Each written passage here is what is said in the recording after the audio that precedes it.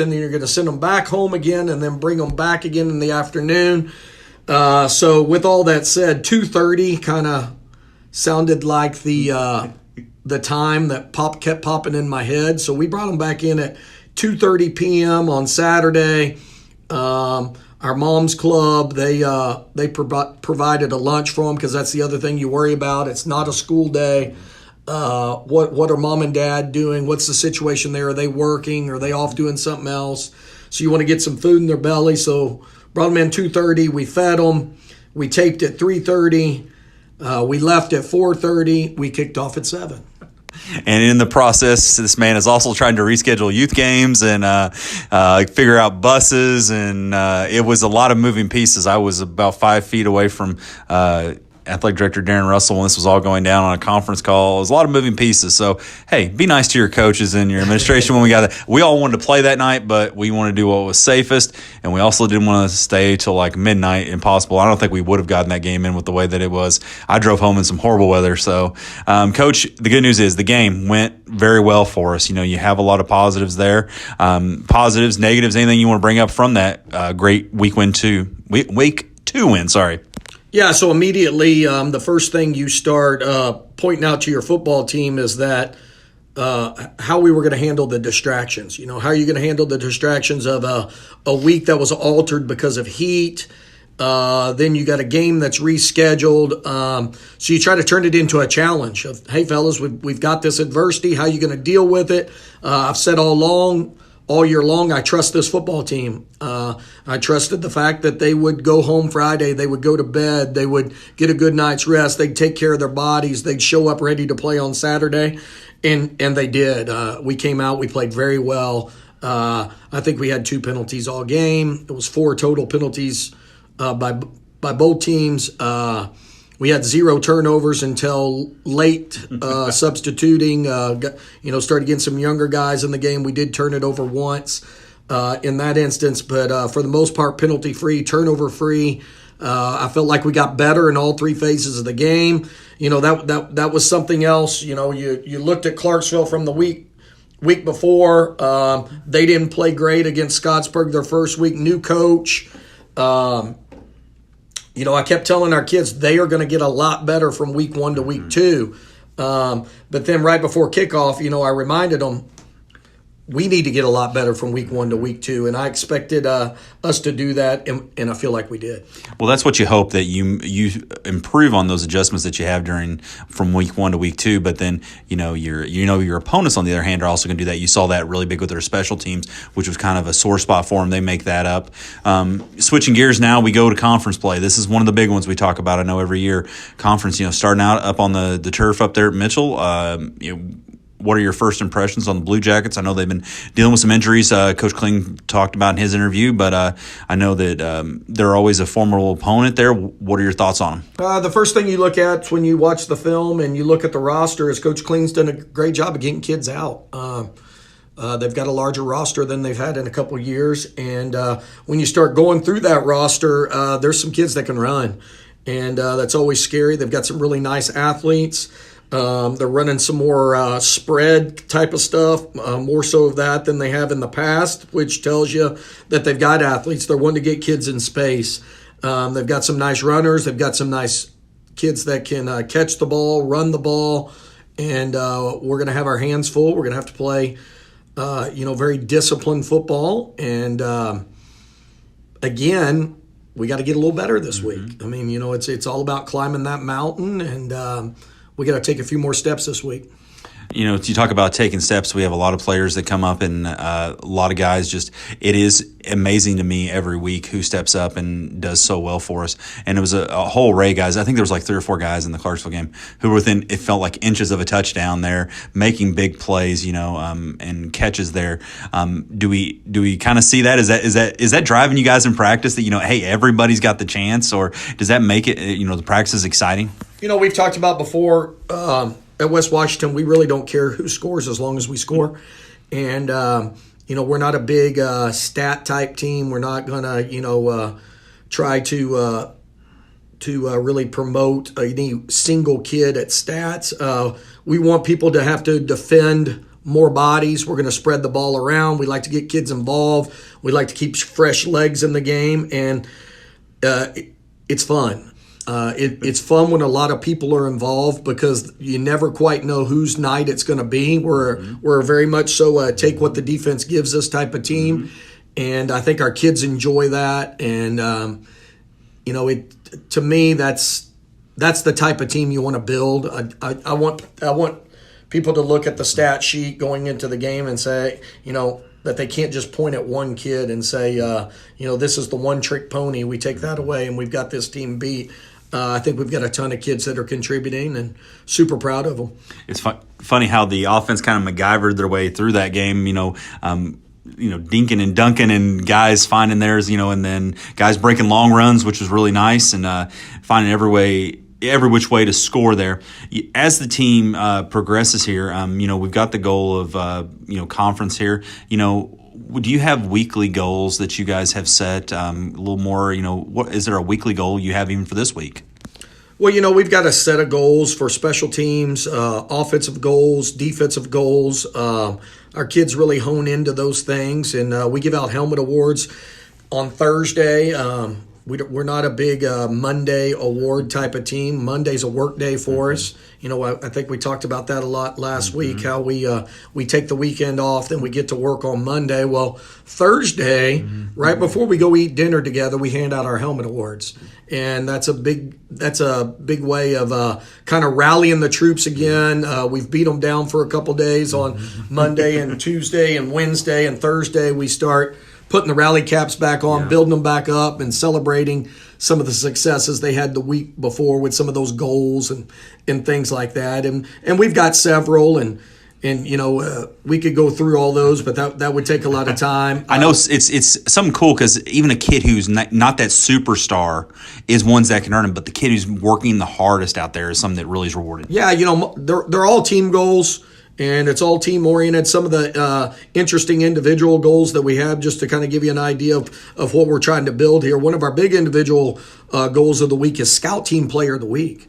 So that's actually the player that gives us the best look to get ready for the game. And we really try to take care of those guys. And again, most of our individual awards are all selfless type awards. They're all what we call big team, little me. Understanding that you're a part of something bigger than yourself. And the Senators are going to be up here on some fast field turf here. Coach, I know you have played over your career. We'll end it with this one. We always like to do. You played on a lot of turf. You played on some old carpet down in Western Kentucky, I know, and probably that's probably some of the first turf that was around here. I don't know about you up at Penn when you were in high school, but how has that really changed the game, like how it feels? I bet you wish your knees wish they were playing on this current turf. Yeah, so, you had the old AstroTurf, which was a whole different texture. It was more like a pad. Was that tennis shoes you had to wear with those, or? Yeah, you would either wear turf shoes or tennis shoes. Most people chose to wear tennis shoes. Remember playing in the old Hoosier Dome. I'm really dating myself now. And that was turf. And, I always loved the turf even back then, especially the indoor turf. I thought the turf that kind of got a little brutal was the AstroTurf that was outdoors that would have the sun beating on it. Went to a couple football camps up at University of Michigan. They had the old AstroTurf and some different places. But, the new stuff is, it's more synthetic grass than it is turf, so it's all individual bladed. Generally, it has a artificial base to it. In most cases, that's tar. Some cases, it's cork and different things people are getting creative with the base. But Mitchell's Field's nice. Our youth players got to play on it a year ago. Good win up there. Yeah, we were able to win the lower division championship up there, and all our kids were able to play a few games. So, no, it'll be fun for the kids to get out and experience that turf. And Mitchell's done a great job with their facilities, and they're building the program the right way, and we're going to have to go over there and take care of business. And good thing is that nobody's going to get one of those old school turf burns like back in the day on that old turf because. I don't know if you ever got one of those. Oh yeah. You can still get some burns from the new stuff, but it's not near like it was with the old Astros. One thing, if you didn't know this, folks, you still have to drag a field that's turf because there's these little pellets that are black in there. If you ever see them in the games, they get the stuff in their eyes and stuff, and you see it sometimes. Hopefully none of our players do, but when you're diving there, you'll see it all kind of come up. They actually have to drag it like a baseball field. I did not know this till I was randomly watching a game one time and I figured it out. So, so of course when I was up at LaPorte, we had a turf field there, and actually the 2 years I was up there, we only played on grass one time in 2 years. The other thing you got to be aware of is when you go home and you change. I know this is a G-rated show, but it was referred to as turf turds. Oh, no. Because when you go in the laundry room, if you don't warn your wife, she might think you have a mouse in there. Oh, my gosh. You take your shoes off and that stuff goes everywhere, and it looks just like mouse droppings. You're like, no, Brianne, really, that's from the turf. It's okay. Don't need to call the exterminator. No need to get the Black Diamond over at the Lowry household. And I know we got that in the coach's wife, and she posted something really sweet this week. I know she always does during all the coaches' wives we have. I know they all put up with you guys. I say put up with you, but they do. They help you out so much, and it's glad to see all that. It's a family. It's a community. It's part of what we do this year. It's Fridays nights and Saturday mornings, like we've talked about over the year. And the Centers are going to be heading on the road over to Mitchell to get another win, hopefully, and start that conference play. And Coach, thank you for joining us as always, and we appreciate it, and good luck the rest of the day. Thank you. We appreciate it.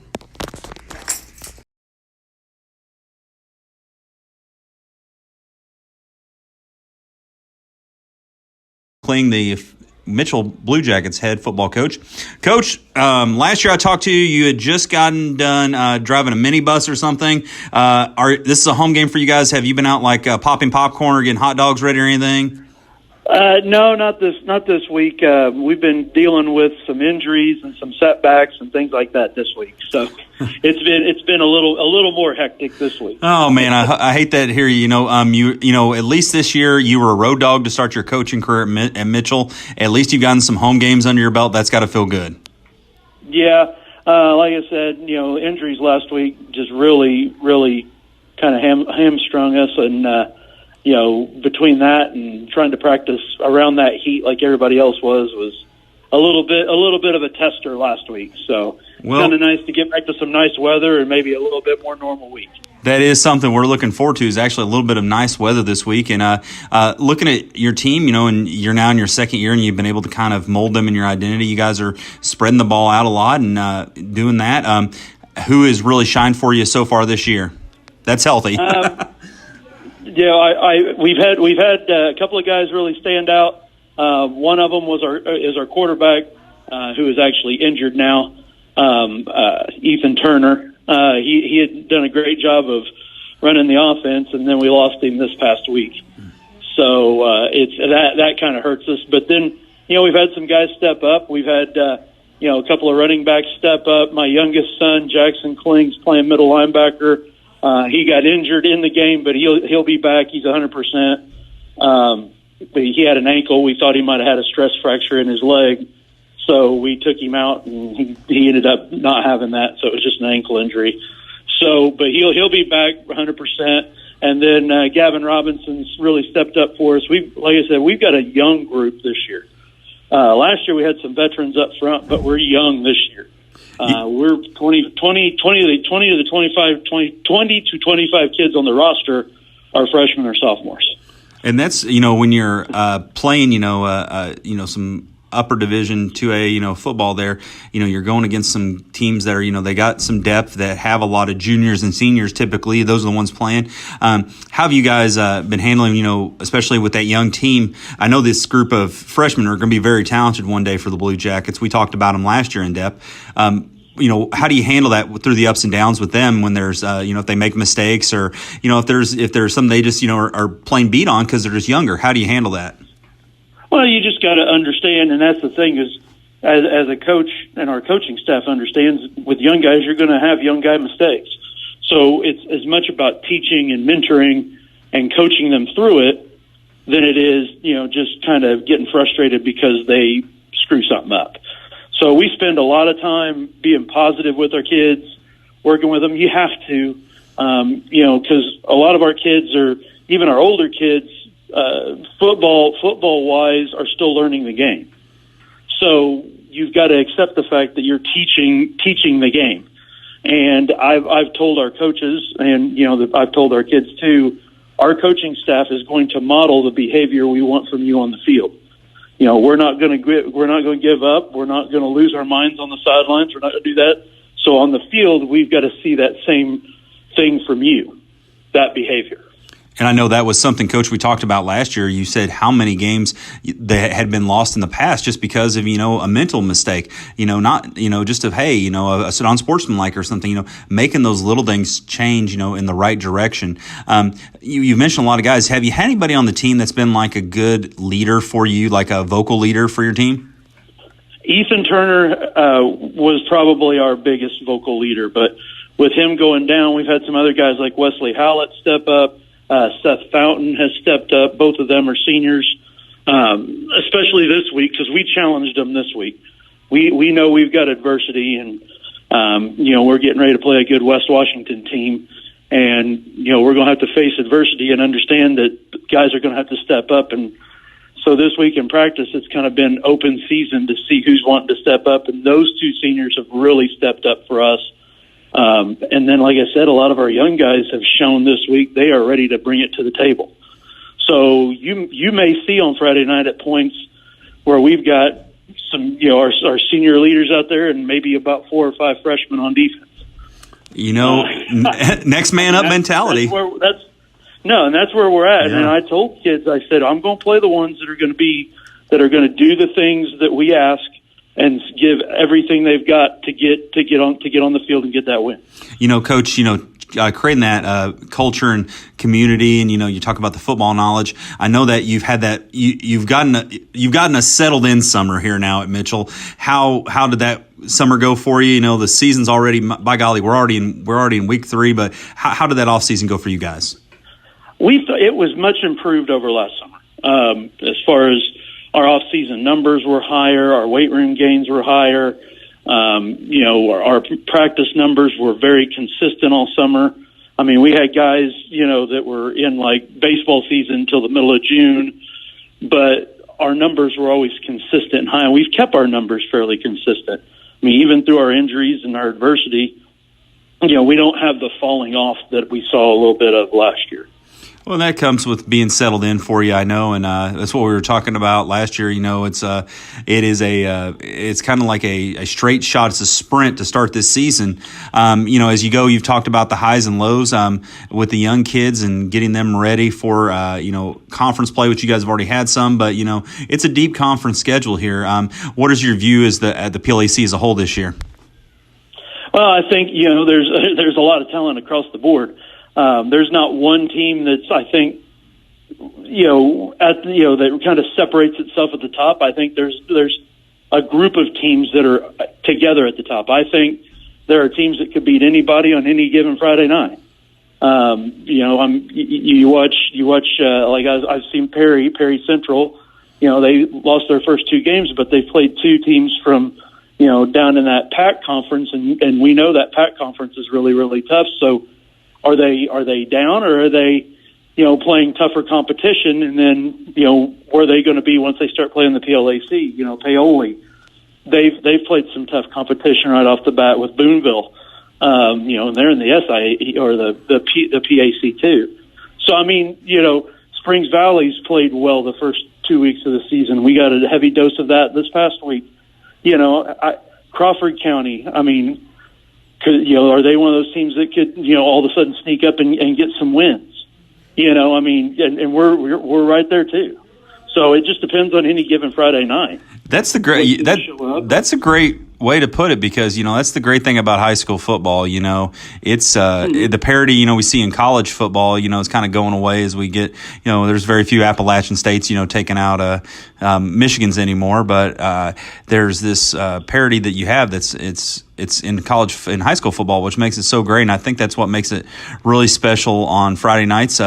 Coach, like I said, West Washington you can't count them out either at all. I mean, I've watched their film all week. They're huge and physical up front, as you well know.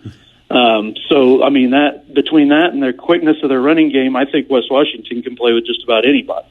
You answered my last question there. I mean, it is very, very, very balanced across the board in the PLAC, I think. That's something we want to see. And if you don't know, Coach has got a really good expertise on Southwestern Indiana football. He was at Princeton prior to being here, so he knows some of these teams when he sees them. He's about like me, who spent a little bit of time over at Vincennes and knows them all too well.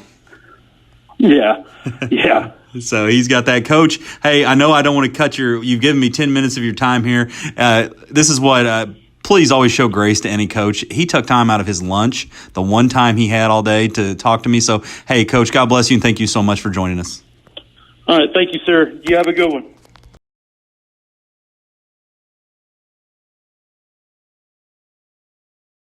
Oh, say, can you see by the dawn's early light what so proudly we hailed at the twilight's last gleaming, whose broad stripes and bright stars through the perilous fight o'er the ramparts we watched were so gallantly streaming, and the rocket's red glare, the bombs bursting in air, gave proof through the night that our flag was still there. Oh, say, does that star-spangled banner yet wave o'er the land of the free and the home of the brave?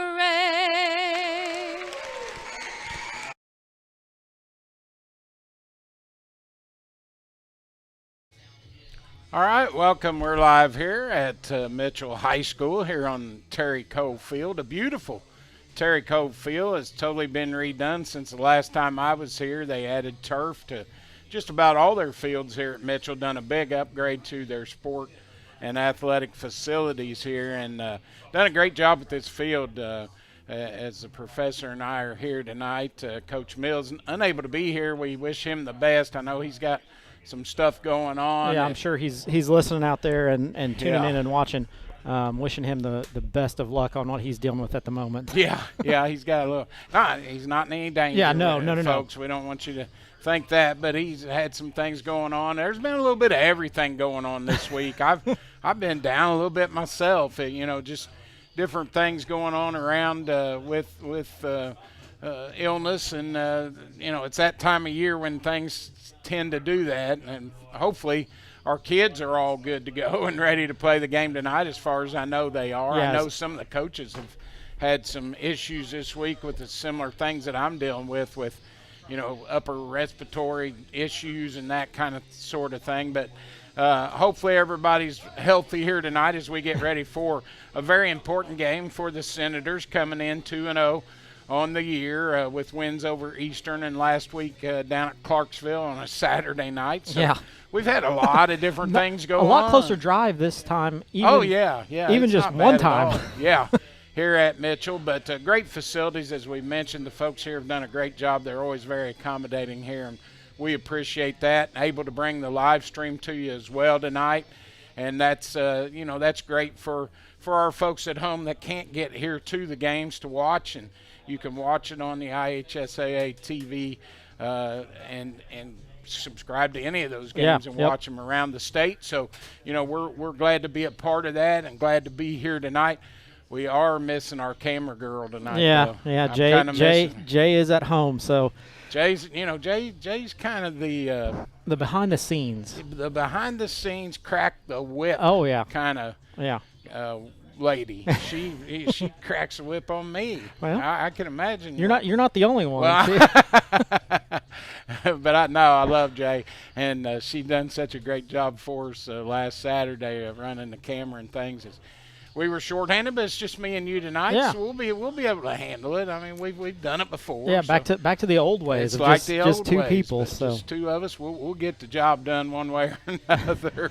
But yeah, just glad to be here and looking for a good football game here tonight. I know Mitchell has had some woes. That they've been dealing with a lot of injury. I know. and tonight's no different. No different. You heard that in the interview that Coach Mills done with their head coach Kevin Kling, and they've got some kids that are out. Their quarterback, a senior, Ethan Turner, out with an injury. So they're gonna have to go to the youth quite a bit. And you heard him say that in that interview that there might be times when they'd have 3 or 4 seniors on the field and 5 or 6 freshmen. So it's one of those deals where next man up mentality, and you just gotta put somebody out there that's able to make plays. And they have done some good things at times, from what I've seen, a little bit of film that I did get a watch on them. They've got some pieces that can play. So we'll see how it goes as the things get underway here. Senators, much the same. I think our quarterback read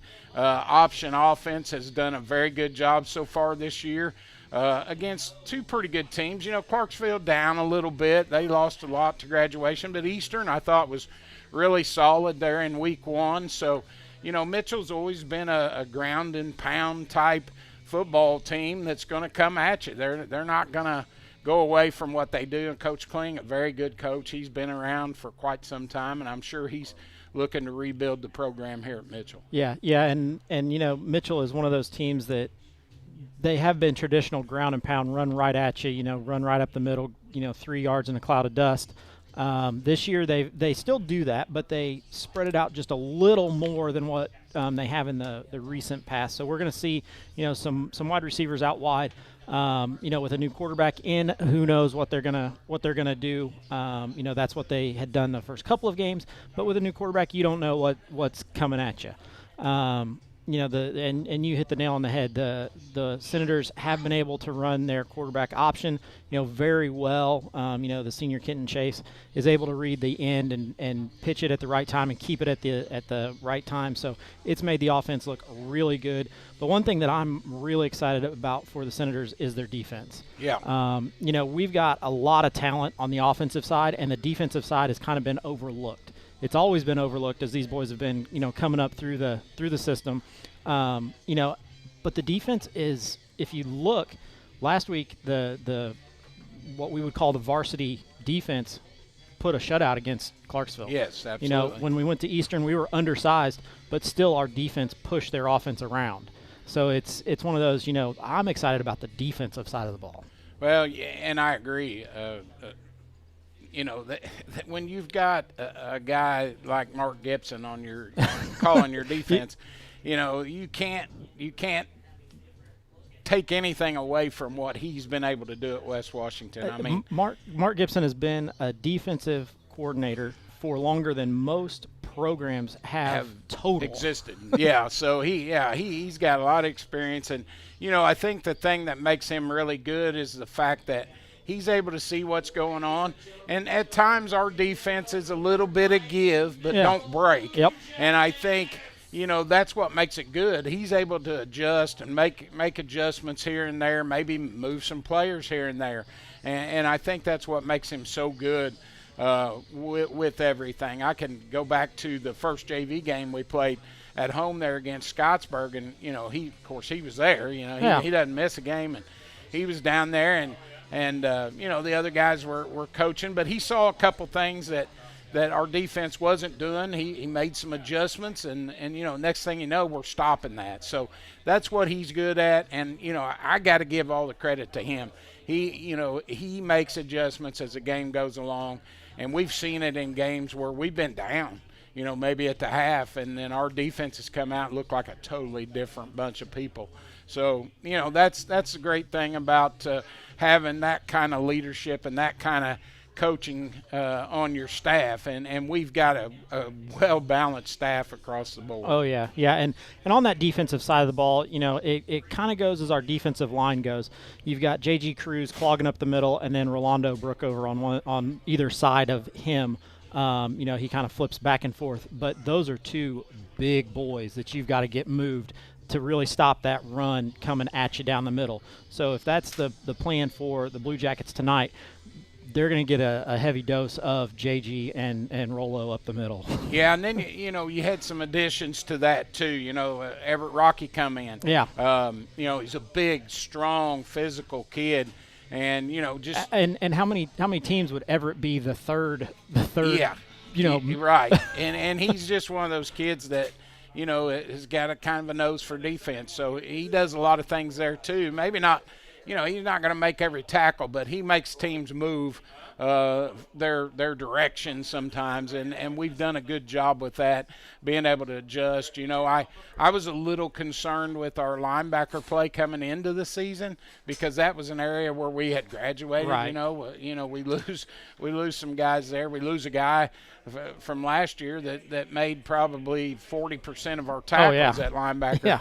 But, that group has done a good job as well. So it's been one of those deals where they've been able to adjust and make the adjustments that they need. Tonight's an important step. This is your first PLAC game. So we got to go in here tonight, take care of business, and then we start that heavy slate with Springs Valley, Paoli, Perry down the road. Yeah. A lot of neat games going around in the area too that of interest. Of course, the Orange Bowl going on at Paoli, Springs Valley and Paoli. So that's one that we're definitely watching. Who would have thought Perry would be 0-2 to start the season? But they've played two good teams from down in the southern part of the state. So, the Senators look like they're going to receive here as a coin toss happens. And so Mitchell will kick off, and West Washington will get the ball first here as we get ready to get things underway. Talking about big games going on, there may not be a bigger game in the state, even with 6A playing tonight. Other than the number one at 1A, Indy Lutheran, right, playing number 2 or playing number 1 in 2A at Triton Central. Right. So that'll be a good game. That'll be a heck of a game. There's a ton of games like that around the area that are going on, and even here locally. Like I said, that game at Paoli is a very important game. Well, and I got a message from the director of broadcasting for the IHSA. There are 111 games being streamed tonight in Indiana. Cool so, close to half the games that are being played football-wise are being streamed. So right. So Mitchell will bring their kick unit out to get things underway here as they line up there at the 40. The Senators still on the sideline with their return unit. Will be coming out here soon. Number 88 is going to kick off. Nate Robertson, he's a junior, 6'8". Big, tall kid, man. He's the tallest guy on the field for sure out there to do the kicking duties. West Washington will set up. They'll put a couple guys back there deep. Hudson Cress, one of them, along with, I believe Kenton Chase is back there too, maybe. So we'll see what. Grayson McCoy as well. So they'll kick it on the ground. It'll get through to the back line, be picked up there at about the 18-yard line and brought out. I believe that's McCoy. He's got it down the sideline, and he gets hit and goes down at about the 50, so a good return there. I believe that was McCoy, 33, the returner for the Senators. So they're going to start 1st and 10, the ball on the 50. nice return there by Grayson McCoy.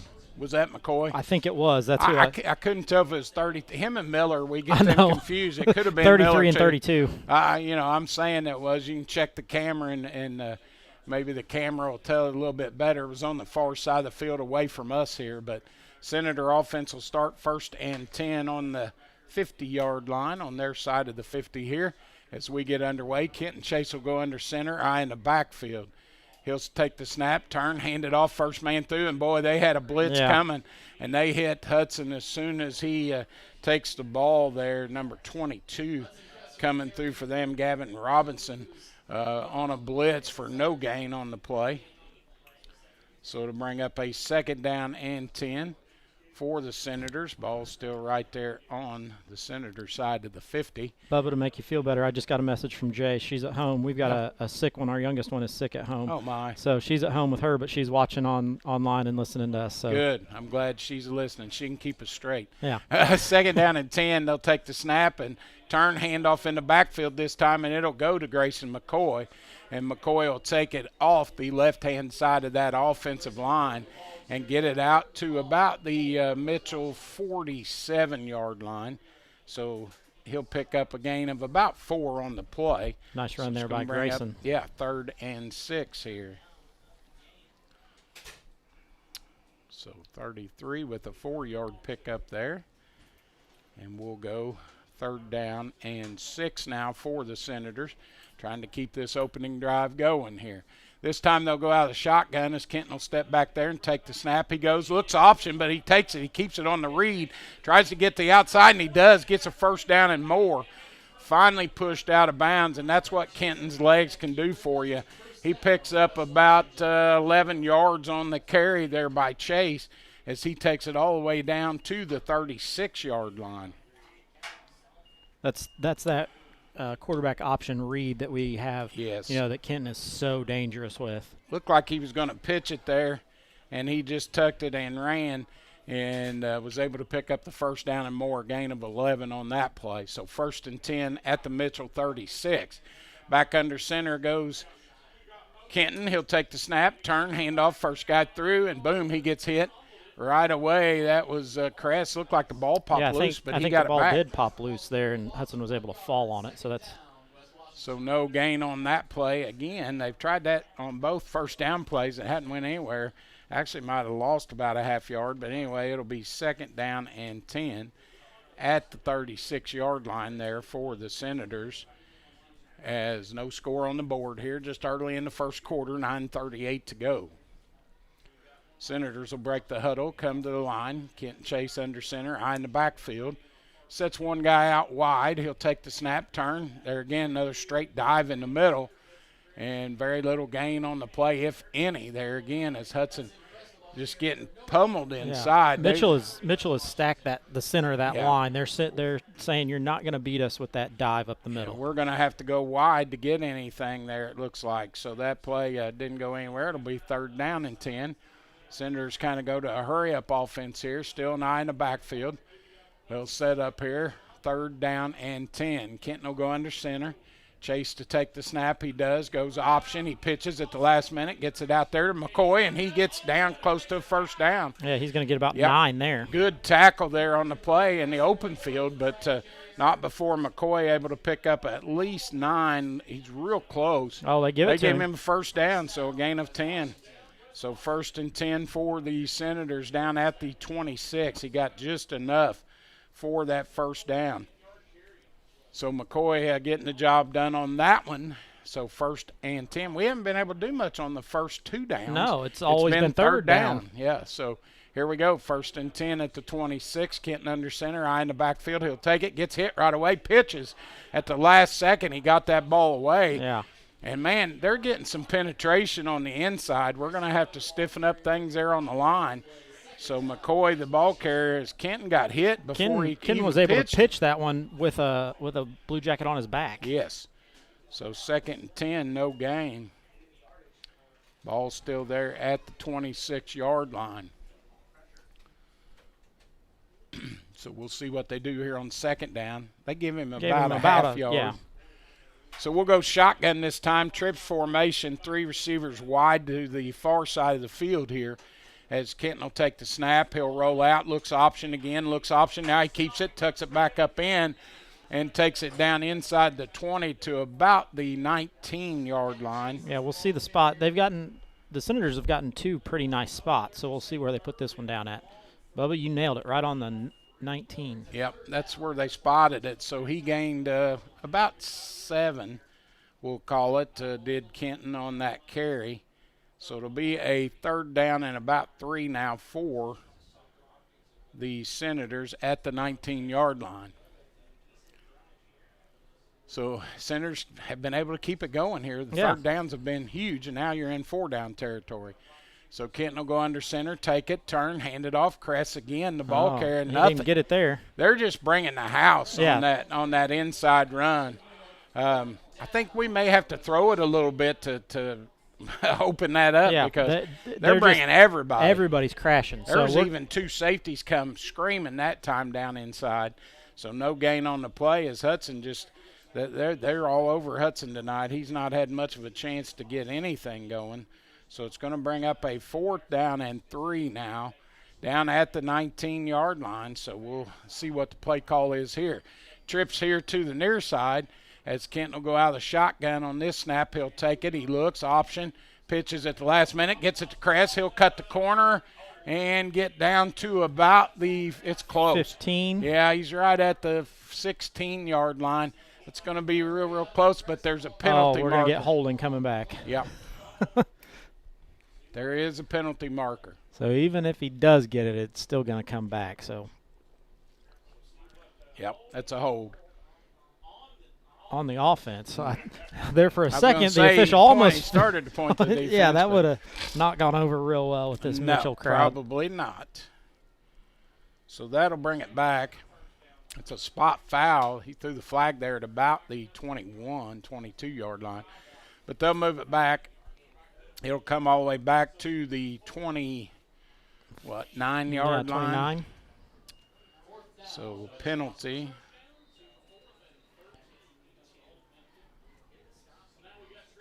Going to be a. Gonna be We're going to see a fourth and pass about here. This 13. is. And Oh, another penalty flag flies. Yep. we jumped off sides there. Yep, legal motion. That So was- another penalty. Motion. So all of a sudden the Senators 2 penalties in a row. Going Shooting backwards. herself in the foot. So now that'll take it all the way back to the 34-yard line. And it looks like we're going to punt this. Kenton Chase dropping back. This could be a fake. But maybe not. Maybe they're just going to try to pin them deep here. Yeah. Mitchell defense has done their job here on fourth and about 19 now. So the snap will come back. Kenton will punt. He gets it away under pressure. It's going to go out of bounds. Not At exactly about sure where that one's going to go. They're going to spot He it keeps about walking. the 5, 6, 7, 8. He comes up. Yeah, he comes all the way up to about the 12-yard line. So the punt will give Mitchell the ball as they stop the Senators. They'll start their first drive offensively at the 12 Yeah. after that punt. Not a great punt from Kenton, but he had pressure, and I tell you, we're going to have to stop that. They're Yeah, getting a lot of pressure in the middle. Up the middle is where all of this Yep, is coming it's all from. coming So right in the center of that offensive line. we're going to see the Senators come out in a 3-man front. So here comes the defense for West Washington. Offense for the Blue Jackets here. 22 is going to be the quarterback. That's Gavin Robinson. And a timeout by Mitchell. First time out of the night. We're going to step aside, take a commercial break, and we'll be back with more Senator action here in just a moment.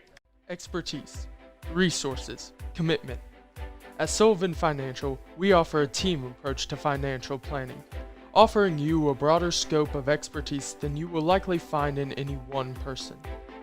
Clients are our main priority, which is why we work to understand your unique circumstances and ultimately create a distinctive plan that provides a roadmap for your financial journey.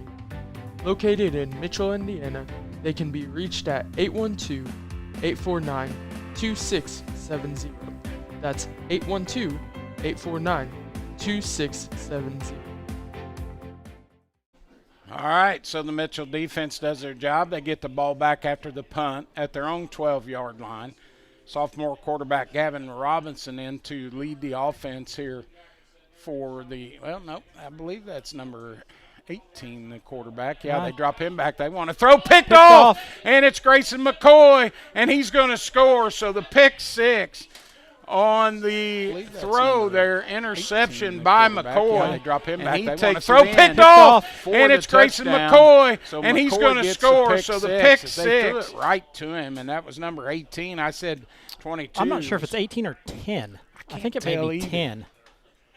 Might have been. I'm not sure. But he threw that right to McCoy. McCoy was the only guy there that could catch it.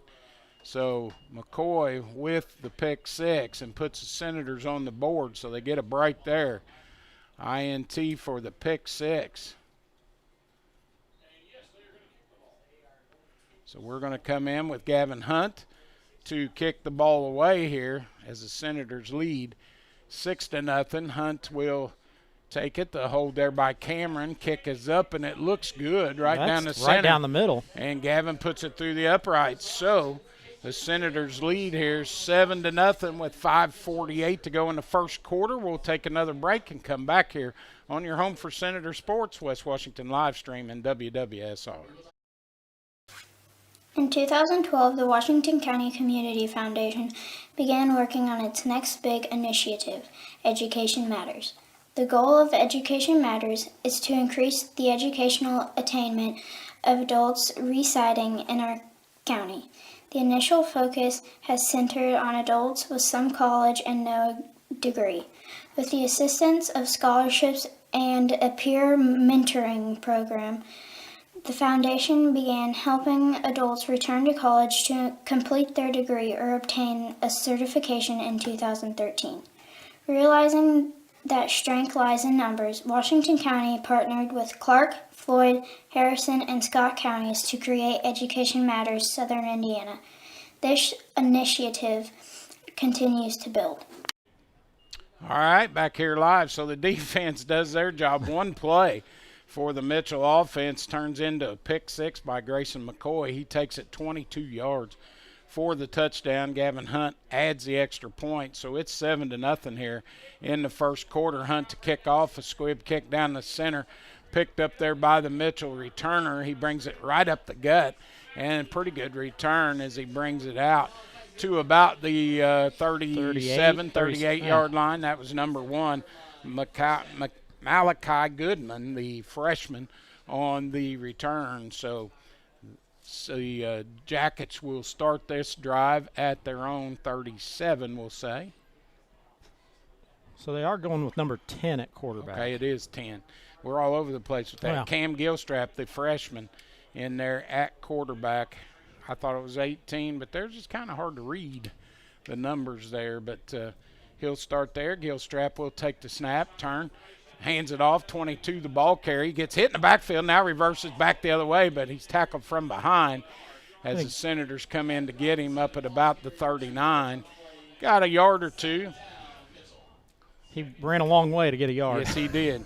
That was that 22? That Robinson. was 22, yes. Robinson, the ball carrier there, gains a yard on first down, so it'll be 2nd down and 9 at the 38-yard line. Mitchell checks to the sideline to call the play here. As they'll set up, Gilstrap, number 10, the quarterback, 22. Robinson back in the backfield with him, shotgun formation. Snap will come, he looks to throw, throws across the middle, and that's incomplete. A flag comes in from the sideline here. We'll see what the call is.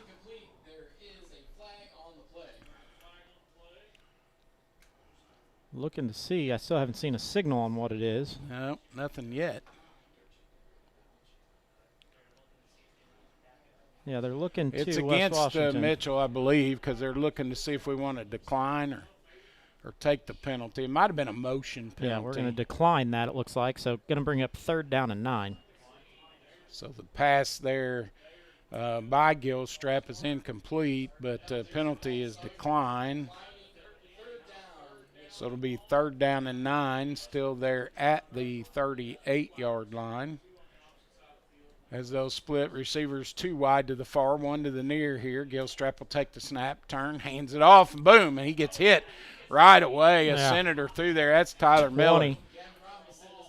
Oh, you know, it was Zach Stice. Yeah, Zach Stice came in. Stice was there first. Miller was there second, and Rolando was there third. They had 3 guys come up, but a big hit there on 22 as he gets no gain on the play, and it'll be 4th down now for the Blue Jackets here.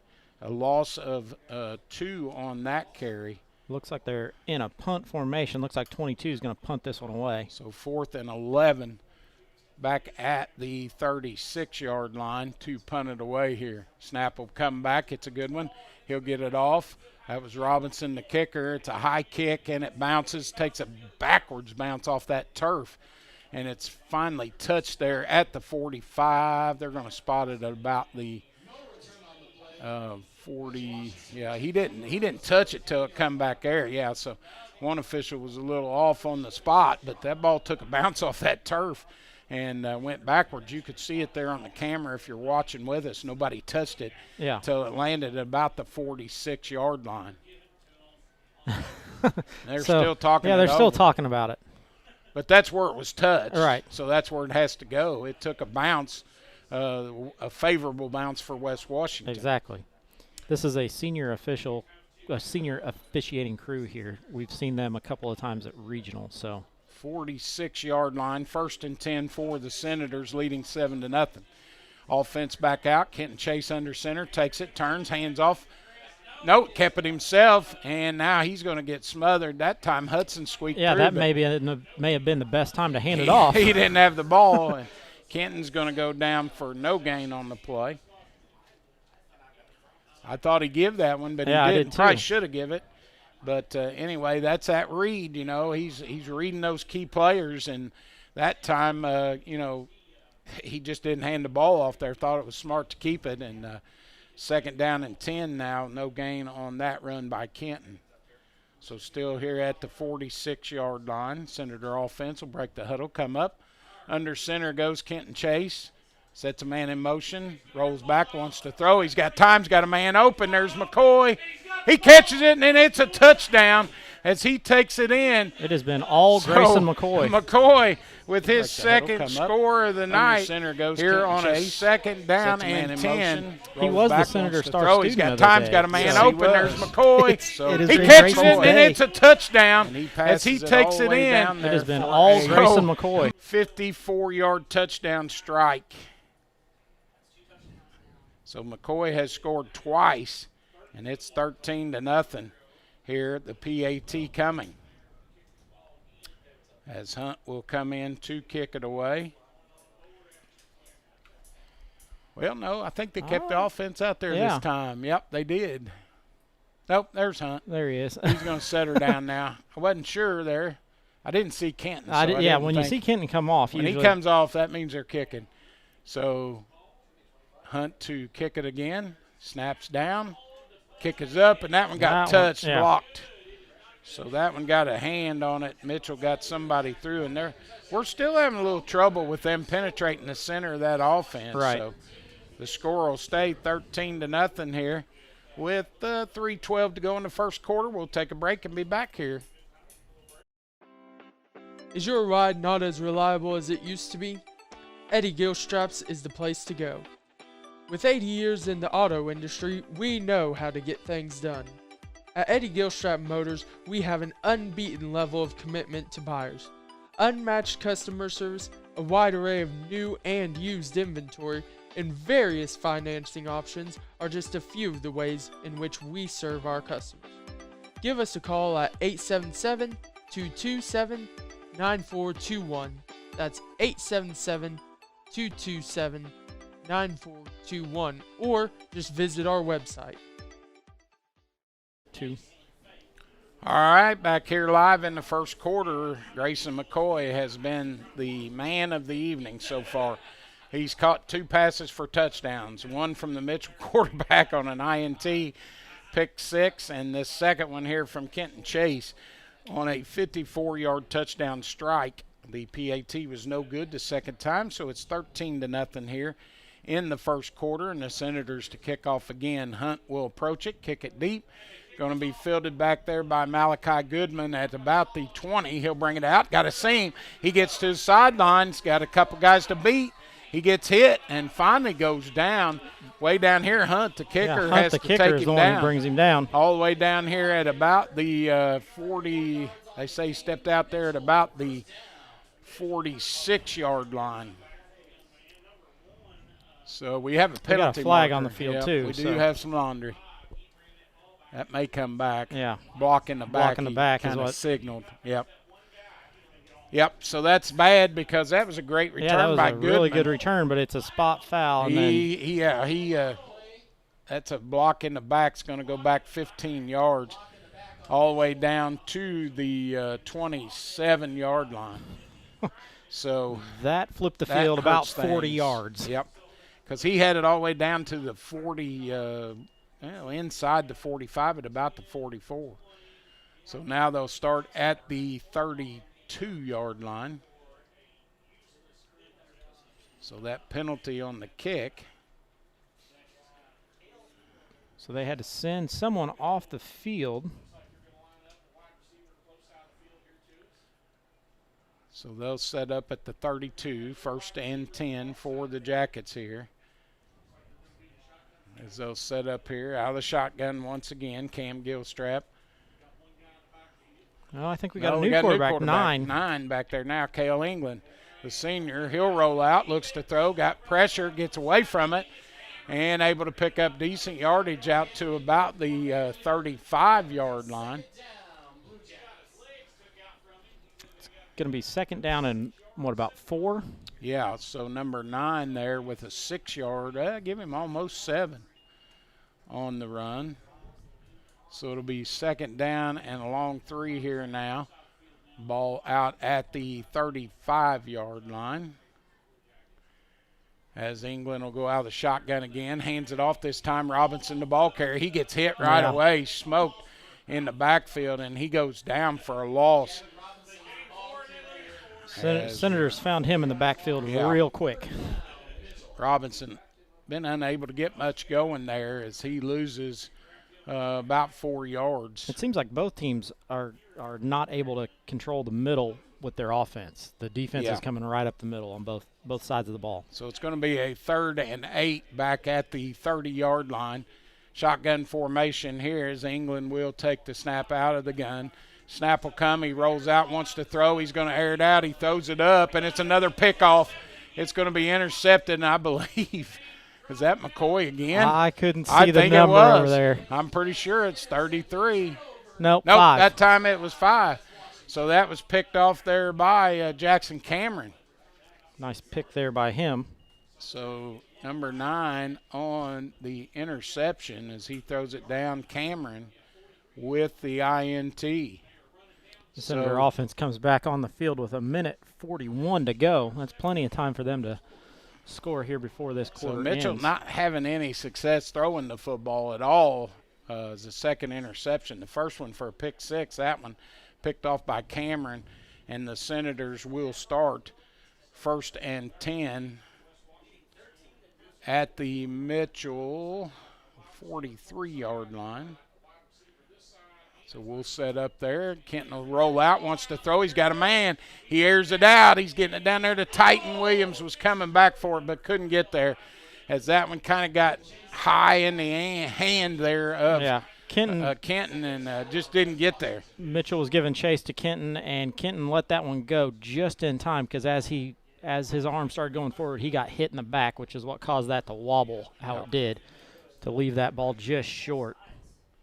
So incomplete on the 1st and 10 throw. So 2nd down and 10 now. Ball's still there at the 43-yard line of Mitchell. Senators will break the huddle and come to the line here. 2nd down and 10.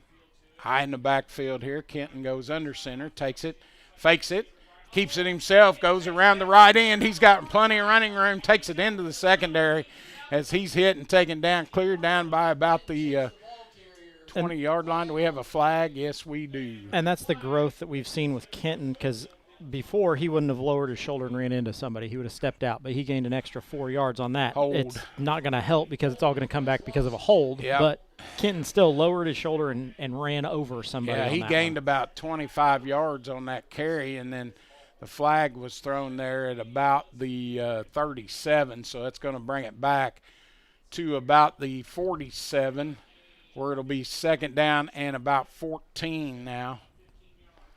So that'll take it all the way back.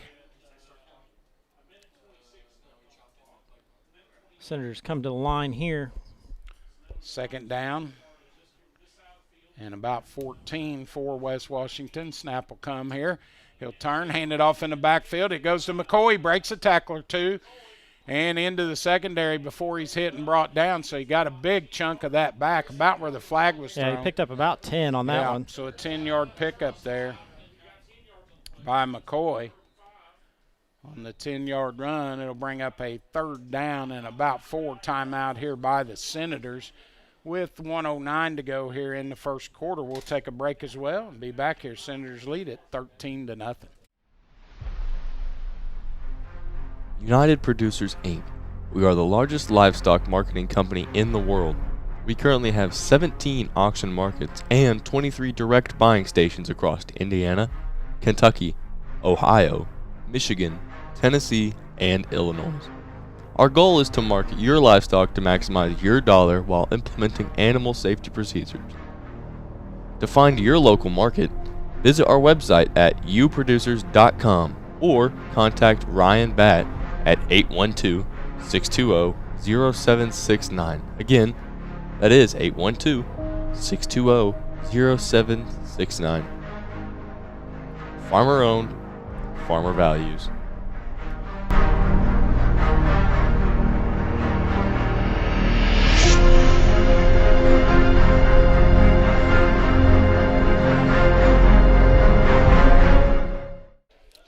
All right, back here live after the timeout. 1:09 to go here in the first quarter.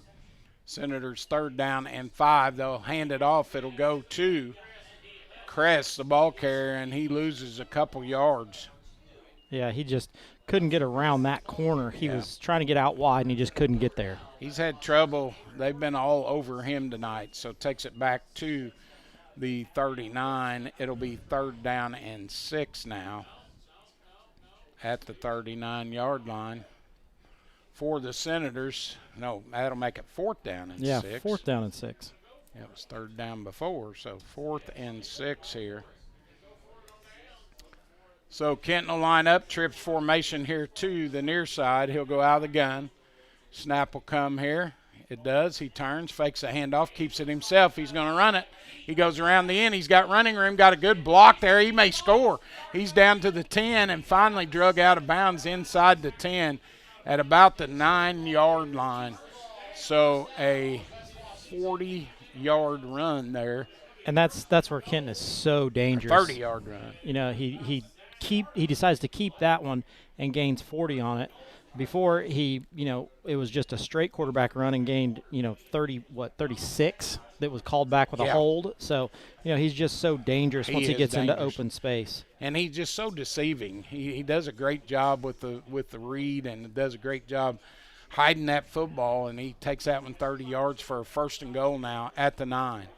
Kenton will take the snap on 1st down, roll out, wants to throw, got a man open in the end zone, and almost picked off. Yeah, almost picked off, but then I believe that was Grayson McCoy again, who almost was able to pull that one down also. Almost picked off, but then went through Grayson's hands as he was falling to the turf. The defense was there and able to stop that as they tried to get it to McCoy there, so incomplete on the reception. It'll be 2nd down and goal from the 9. And they'll break the huddle and come to the line. Watch here. Clark Nance sneak into this near side. They'll set a man in motion there, take it. Kenton will roll out, wants to run. He has to back up. He gets hit. Yeah, he's no good there. Sacked. There's a couple guys miss their blocks up front there. And that'll be the end of the first quarter as he loses yardage all the way back to about the 16-yard line. So that'll be the end of the first quarter. Senators lead at 13-0. We'll be back here on your home for Senator Sports, West Washington live stream and WWSR. Lynx Clothing and Shoes is proud to support West Washington Senator football and wish them a great season. Stop by and see us for all your school fan gear. We offer a wide variety of tees, hoodies, hats, and more. We also offer custom screen printing and embroidery for your team, business, or event. We are conveniently located on the north side of the Salem Square and have been serving our community for over 15 years. Our hours are Monday through Friday, 9 to 5:30, and on Saturdays, they're 9 to 3. Stop in or call us at 812-883-4154. That's 812-883-4154. Shop local and save.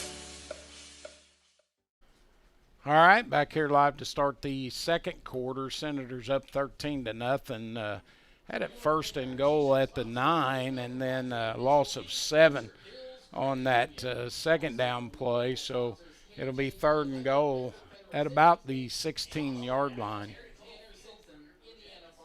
So the Senators have had some success with a couple things there. The throws have been there pretty much. Yeah, the throws have been there pretty, other than when that last one they broke up and done a good job defensively. Yeah. But they're going to have to find something here to keep this drive going. Still getting a lot of pressure from Mitchell up front, and I think that's a lot because they're sending everybody. I still like Clark Nance to this near side of the field. Yeah, they'll line up 3 receivers to the far side. 3rd down, they'll take the snap, pitch to Hudson Cress. He tries to go wide, and he gets hit, and he loses yardage again. As that play, they're just all over that option. Yeah. And they're not going to let Cress beat him on that, so he goes down at about the 19-yard line. So it'll be 4th and 19 here. So, yeah, he loses another 3 yards. So the ball will be at the 19-yard line. 4th and goal from the 19 now for the Senators. So you got to put it in the end zone. Yeah. I think you throw it here. We'll see what they do. They're going to set up trips here to the near side. As Kenton will go out of the shotgun. Snap will come. Drops back. He's got some pressure coming. He'll air it out. He's got a man in the corner. Makes the catch. Touchdown. He gets it to Titan Williams in the corner of the end zone, and Titan makes the grab for the score. So no penalty markers, nothing down there. So Kenton able to get it done through the air again. All of our scores have come on pass plays. 1 and pick 6. This time he gets it to Williams for 19 yards. Sorry to those of you at home. I caught the post on that one. So Yeah, you didn't get to. I didn't see it. I couldn't tell whether he caught it or not, but then I seen the official signal. So Titan with the score there. And it's 19 now to nothing as Hunt will come on again to attempt the point after kick. Cameron will be the holder. Snap will come. Oh, they fake it. They throw it back to Hunt. He's going to throw it wide open in the end zone. Touchdown. 2-point conversion there to 32, Tyler Miller. Tyler Miller. So the fake kick, they snap it right to Hunt, and he throws it. So 19 throws it 232 for the 2-point conversion. That's a heck of a play there for the Senators. Makes that a 21-0 score. 21-0. We're going to step aside, take a quick 30-second commercial break, and we'll be back in just a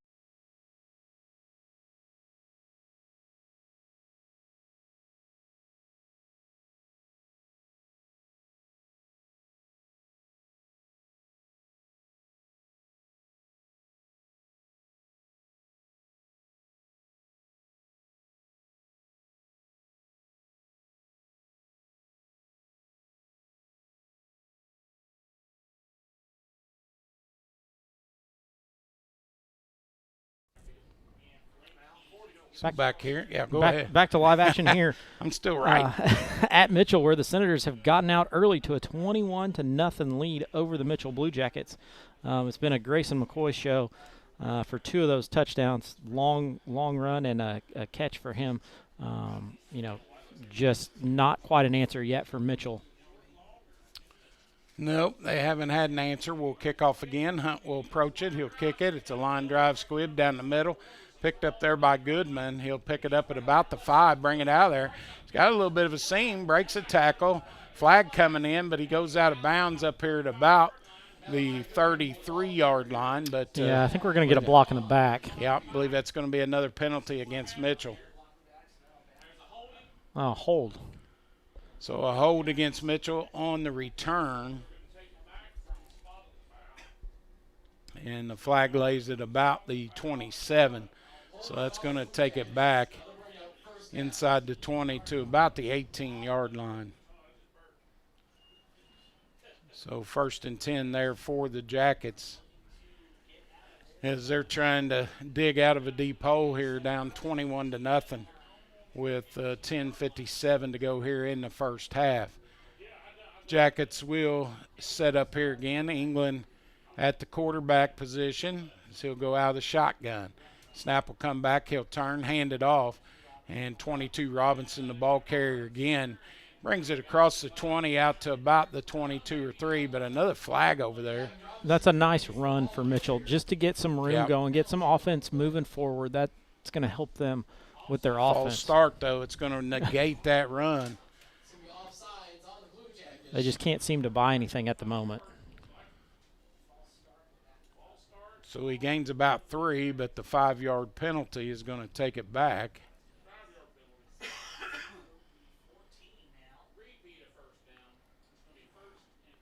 Yeah, 1st and 15 here. Yeah, so they're going to move it back 5 yards, 1st and 15. So it'll go back to about the 14-yard line.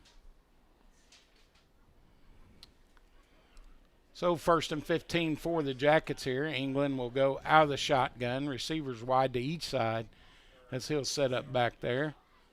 Snap will come on 1st down. He hands it off. And a decent run as he dives up the middle there. Almost equivalent to the run the first down, Yeah, or the Robinson. first time before the penalty. And he gets it back to about the original line of scrimmage. So they're going to call it 2nd down, about 9.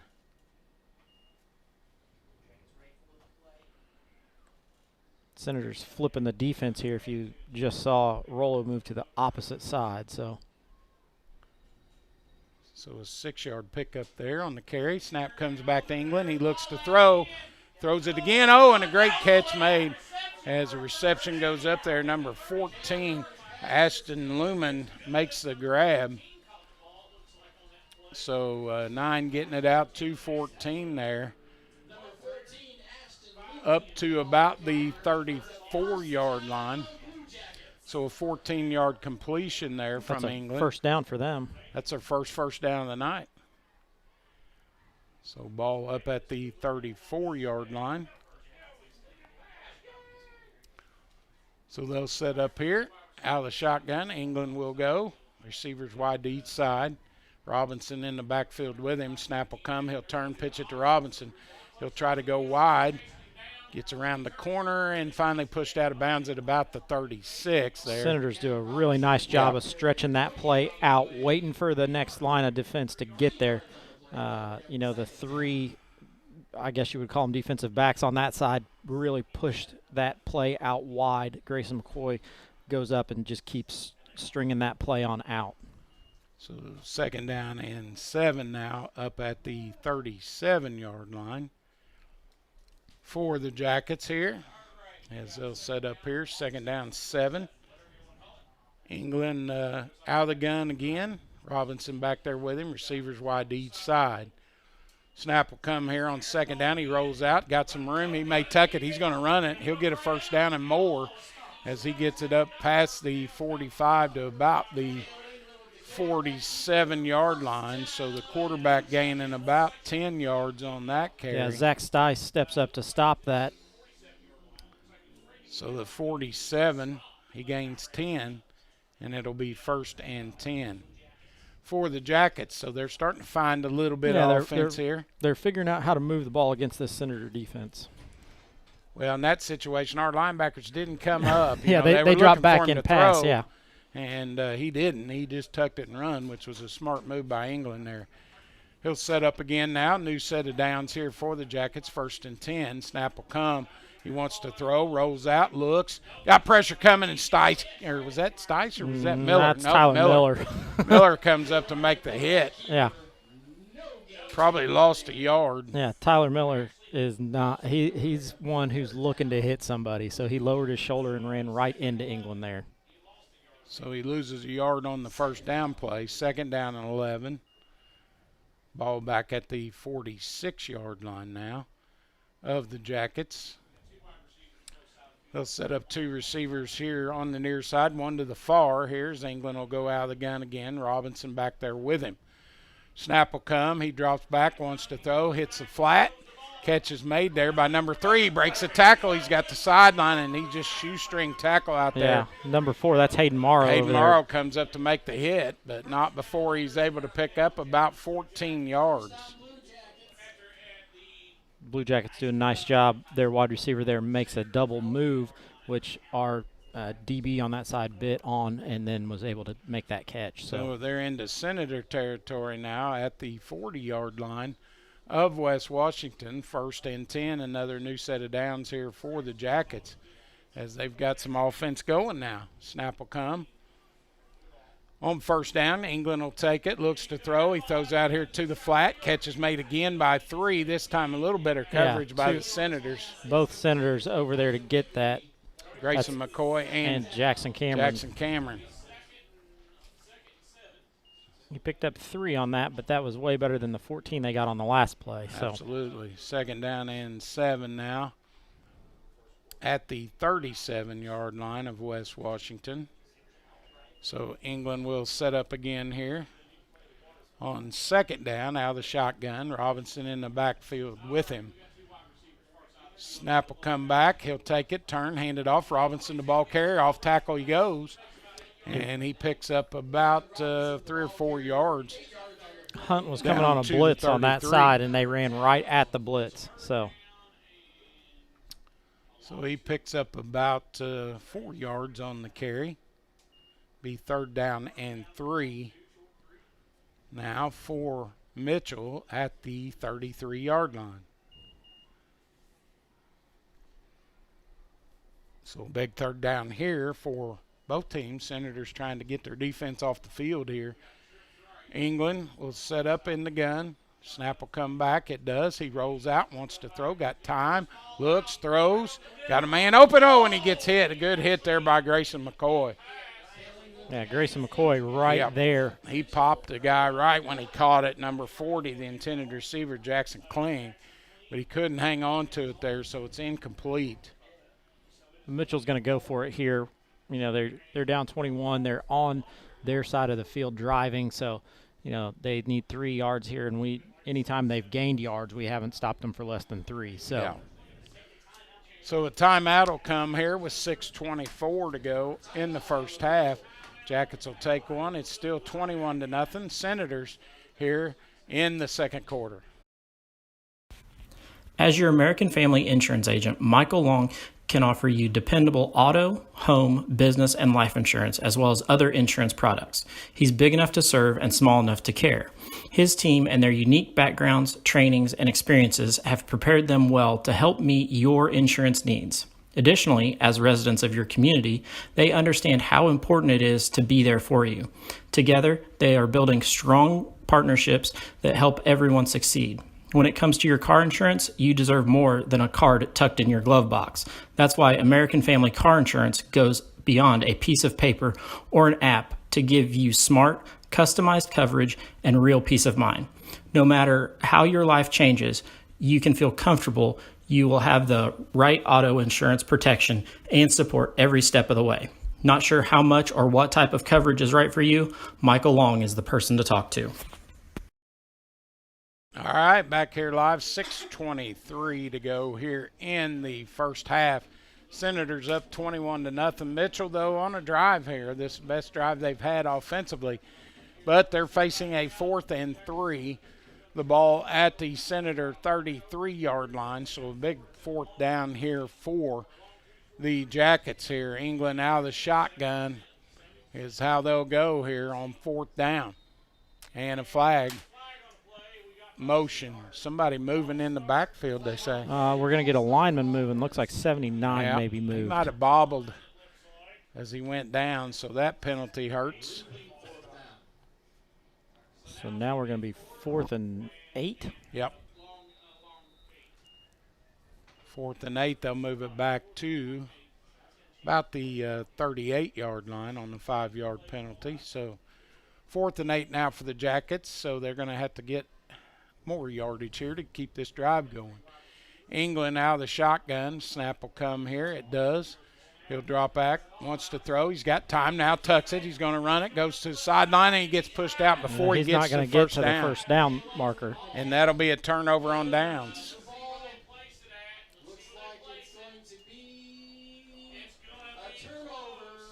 Yeah, he got he's a he half needed yard about short. 8 yards, and he got about 7 there. So it'll be a turnover on downs back to the Senators here. 6:17 left to go here in the first half. So Senators able to take over that one on downs. So they'll take over at their own 31-yard line.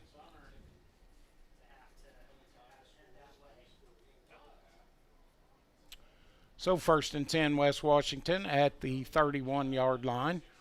They'll break the huddle, come to the line. 2 receivers wide here to the near side.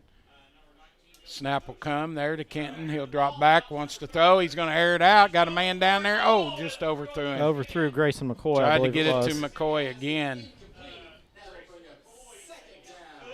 Just about 3 yards too deep there. Yeah. But that's a great one to test on first down.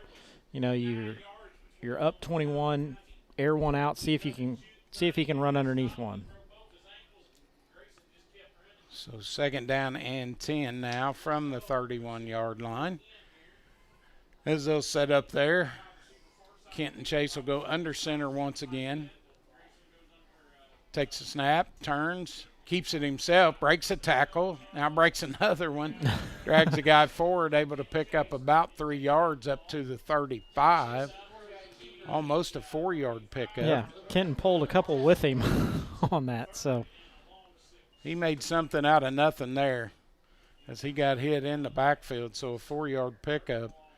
It'll bring up 3rd and 6 now at the 35-yard line. And they'll set up eye in the backfield. As Kenton goes under center, takes it, fakes the handoff, keeps it, goes the outside, tries to get wide. He does. And chased out of bounds, got the first down. Yeah, he's going to get the first down by about 1.5 yards. Yeah, he picks up about 8 yards.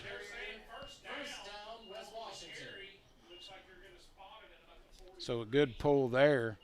It'll make it 1st and 10 up at the 43-yard line. So an 8-yard pickup there by the quarterback, Kenton Chase. And he'll keep this drive going here. 5:29 to go in the first half. Senators 21. Jackets nothing here. Kenton will go under center once again, sets a man in motion. Hunt in motion, turns, goes back the other way, gives it off to Kress. And Hudson just can't get anything going. Get going. Too much penetration in the middle. They're getting to him before he gets a chance to get going. Line is going to have to do a better job up front. I don't know that Hudson has been able to take a step forward yet without being hit. He's run sideline to sideline, but hasn't been able to turn up and get any positive yardage. Yeah, he's been hit every time about the time he gets the ball. So loss of 2 there back to the 41. So they'll set up again here. 2 receivers to the near side as Kenton will go under center, takes a snap, looks, and a flag. Nope, it's going to be against the defense. Yeah, going to be offsides. Encroachment on the defense. So that's going to take it back. 5-yard penalty. So that will make it 2nd and 7 at about the 46-yard line now. So penalties have really hurt the Jackets here in the first it's half. flipped the field on them a couple of times here. So 2nd down now, eye in the backfield shown by the Senators. Kenton will go under center, takes a snap, pitch goes to McCoy. He cuts it off tackle, nice run here. He gets it into the secondary. Finally pulled down right here at about the 42-yard line of Mitchell. So another first down as he picks up 12 yards on the carry there by McCoy. Nice job there by the Senators. Get to the line quick and then allow the defense to jump off sides. Blue Jackets 5 yards on the penalty. Still first down. So 1st and 5 as they'll move it down to about the 38-yard line. So the Senators get 5 extra yards there. 1st and 5. Kenton will go under center once again to take the snap. He turns, keeps it himself, and he takes it, goes around the end. He could score. He breaks a tackle. He's down the sideline, and he gets it in. Touchdown, Chase, as Kenton takes it in from 37 yards out. Nice job by Kenton to get It's a great around the end there and then get into the end zone. So a TD, and he had two guys on him at the 5-yard line, drug them both into the end zone for the score. So Kenton with the touchdown run this time with his legs, 3:53 to go here, and we'll set up the PAT again here, leading 27-0 with 3:53 to go here in this first half of play. So Hunt will kick it again, or at least set up like he's going to kick it. They faked it the last time. This time they'll put it down. He'll kick it. It's up. Looks good to me. And it's good. He gets it. So it's good. So 28-0. With that, we're going to step aside, get a quick commercial from the Prevention Initiative of Washington County.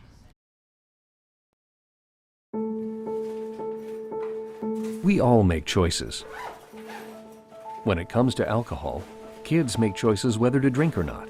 Bye, Dad. Bye-bye. Remember, I'm going to Alex's party tonight and sleeping over. Have fun. Hey, have a seat for a second. Remind me about that party again? Alex is just And adults make choices whether to talk about it. That's true of parents and every other trusted adult in a kid's life. Kids want to know our expectations when it comes to alcohol and other drugs. They want guidance and honest answers to their questions.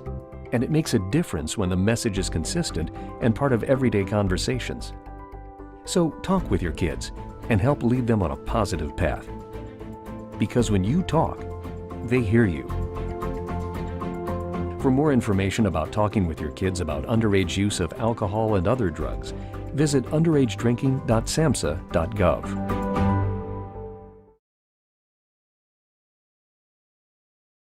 All right, back here live. Senators score again. They lead it 28-0. Hunt will kick off again. He does. Booms one deep. It's going to be fielded back there by Goodman at about the 5 or 10. He brings it out. He's got some running room. He brings it down, and he's still on his feet. Finally gets hit and knocked out of bounds at the 42-yard line, so a good return. We got a flag on the field on the far side. And we've seen a lot of flags here tonight. Yeah, Coach Lowry said in the first game there was only 4 flags total. Yeah. Or sorry, in the second game with Clarksville, only 4 flags total. But it looks like on this one. Yeah, it's on the far side of the field. We'll see what the call is, but I haven't seen a signal yet. Good return by Goodman. He brought it all the way up to the 42.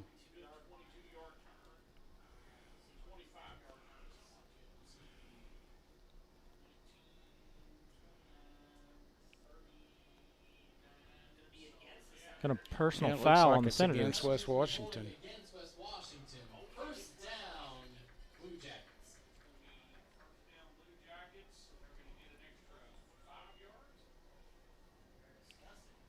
Yeah, they're still I think talking they've got about the wrong side. Personal foul. personal foul. Mitchell. Mitchell, yeah.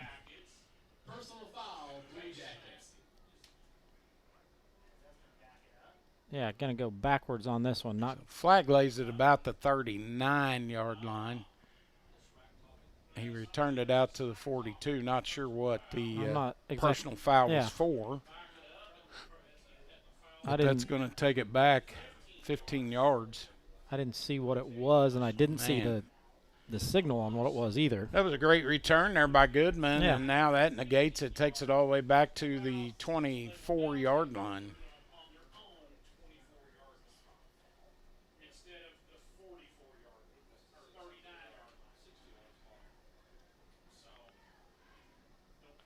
So another penalty against Mitchell. They're racking them up here. So they'll go 1st and 10 at their own 24. England out of the shotgun. Snap will come. He rolls out, wants to throw. He's got time.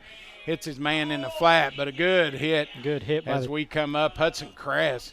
Hudson's he laid the wood that time instead of he taking can't get anything going on the offensive side, but he got it on that one. Catch is made for a gain of about 4 yards as they get it out there to number 3. Number 3 made the grab there, Wigley, and a gain of about 4 yards, so 2nd down and 6 for the Jackets. Snap will come here on second down. England out of the shotgun. It'll come. He rolls out here to the near side. Got pressure coming, but he gets away from it. Now he's going to tuck it and run it. McCoy comes up, hits him at about the 32 or 3 yard line. So he's real close. He may have got enough for the first down. I believe he did, according to the spot there. Yeah, they're gonna move them. That's going to be a movement of the chains. Yep, they're moving it. So that's a first down.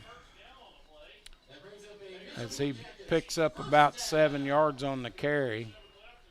1st and 10, the ball at the 34-yard line. So 1st and 10 for the Jackets here. England out of the shotgun, trips to the far side. He's got 4 receivers, 1 to the near. Snap will come, drops back, throws it out in the flat, and the catch was made there by number 3 again. That is just a straight 3-step drop and throw. I mean, he threw it before the receiver ever broke on it.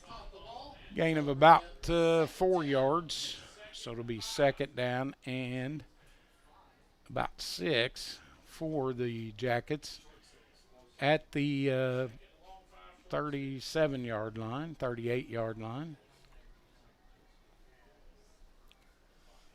So 2nd and 6, England out of the gun, 3 receivers here than near, 1 to the far side.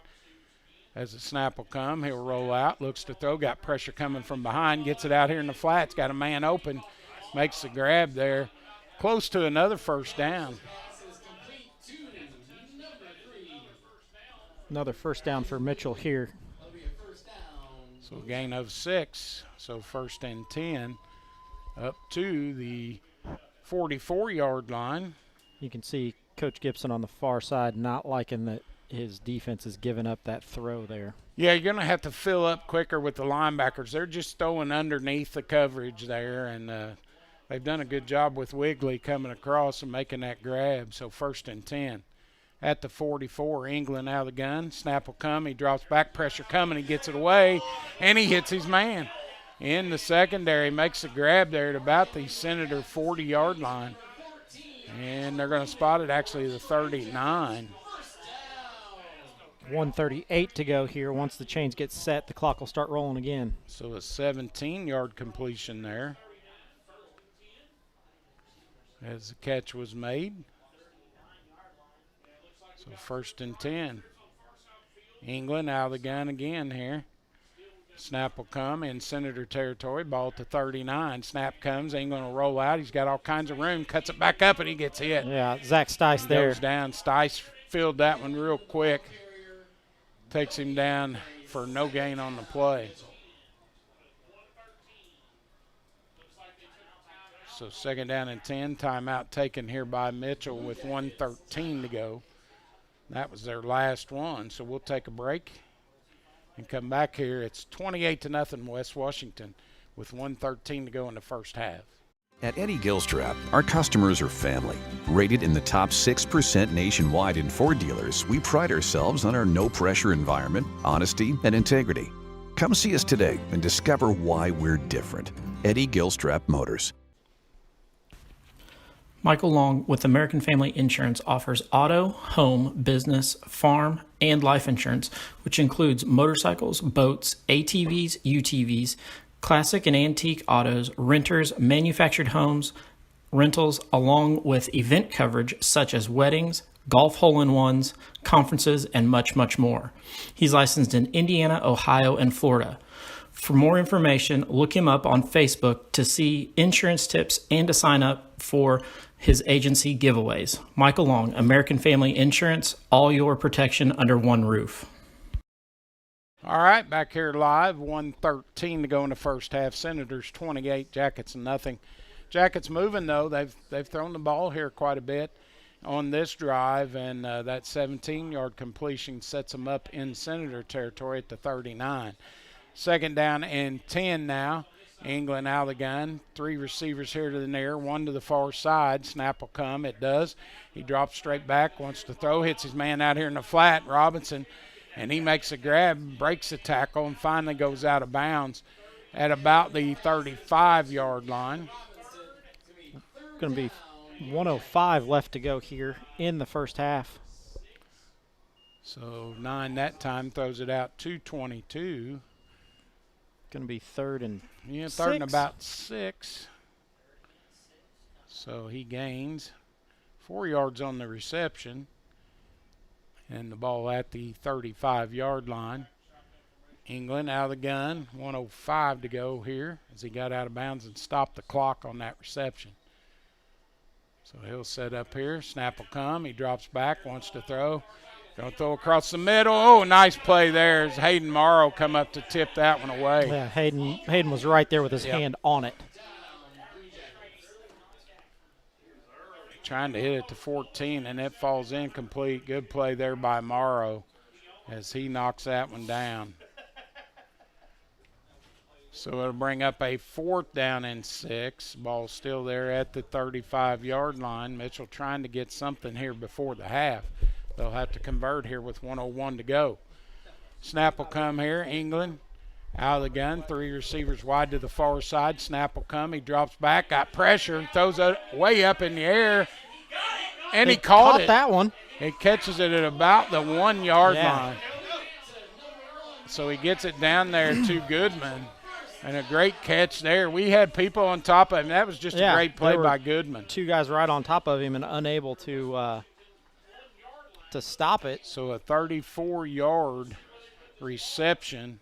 Ball spotted right at about the 1-yard line. Clock is running, 46 seconds. First and goal here for Mitchell, trying to get their first points on the board for the night. And Mitchell gets the ball to start the second half. Yes, So we'll have to kick off. So this will be huge here if the Senator defense can stop them. Snap comes. England will keep it himself. He goes to the outside, gets hit. Not going to get in on Didn't that get in. one. He stopped at about the 1.5. So Mitchell has used all their timeouts. They don't have another one. So no gain on the play. He'll have to go hurry here with 14 seconds to go. Snap will come. It does. He keeps it himself, and he gets hit right away, but I think he fell forward a little bit short. Nope, they don't give him – or, yes, they don't give him the spot. He does not score. So that's going to be stopped the at the end 1, of the and first that's half. the end of the half. So 2 big stops there after the big pass completion down to the 1-yard line, and the Senators able to stop them. Stop there. So that's real crucial to keep them from getting any points, and that's where the momentum comes into play. If they were able to score there and then got the ball back to start the second half, it could have changed things. But Senators going into the locker room up 28-0 here. 2 good defensive plays there by the Senators to make the stop at the 1-yard line. 2 times there they stopped them, and that was just a great defensive stand. We're going to go ahead and step aside for the Commissioner's Corner, and then we've got some ads to roll. So we'll be back with the start of the third quarter and our first half stats.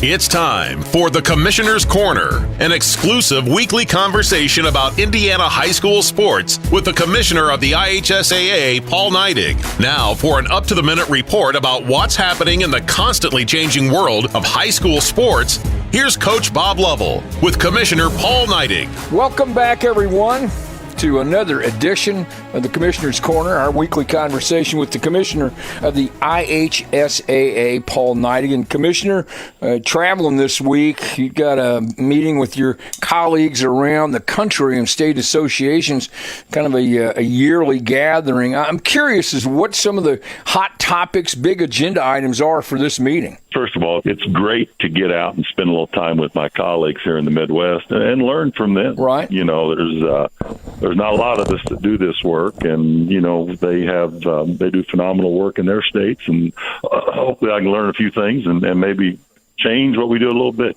adjust, or maybe something new. But you know, I think it always comes down to athletic eligibility issues. Every state has they still have rules in the Midwest that eligibility for participation has to be met, whether it's academic or our transfer, our behavioral, and we talk about those things. The other one is a big topic is always student safety, student athlete safety. We're talking about AEDs right now, and I just stepped out, and that was the topic on the table. And how can we further the training of our coaches with, we've had some high-profile student athletes and athletes with Damar Hamlin and others. And so how can we further that training to make sure we have more people that are trained in resuscitation, cardiac resuscitation, but also when schools need AEDs, how can we put funding together?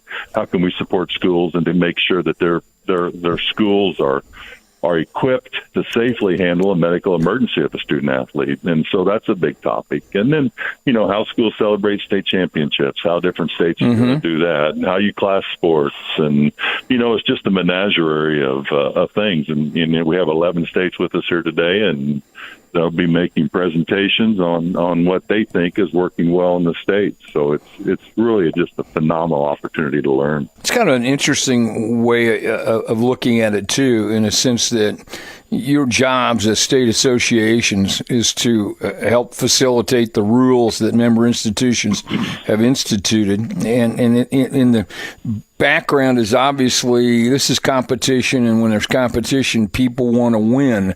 And in some sense, you're all the defenders of fair play. That's what your jobs really boil down to, is to make competition safe and fair and educational. People sometimes, if it doesn't go a certain way, or somebody says, well, you just need to put your rules away and don't even worry about that now. And I hear that all the time. And, Coach, what's interesting to me is we have an education-based athletic model where it really is designed for every student athlete. But we're always asked to change what we do for a non-education-based entity or something like that. And that's just kind of baffling to me. This thing has to be protected so much because it's so important for every kid to grow and develop. But yet we want to throw rules that are meant to promote that away just so one or two or three or a dozen student athletes can have what they want all the way around. We get criticized for that occasionally, and I understand the criticism, but, we're focused on all student athletes. We're in fall sports now, Commissioner. Week number 3 of high school football. It's a great time to be involved in high school sports. It is. Staff's been out around the state attending events, and once again, we've got some incredible athletes performing at a high level across this state from one end to the other, and great matchups this week in football. Week 3, coaches are starting to figure out how good their team's going to be and where they need to improve. But it goes beyond high school football. That's the Friday Night Lights effect that we talk about that. But tennis and boys and girls soccer and volleyball and girls golf are going on right now too. And, those sports are just as important. And the lessons learned are many along the way. Thanks for listening to The Commissioner's Corner with IHSAA Commissioner Paul Neidig and Coach Bob Lovell. And thank you for your continued support of the high schools in your community.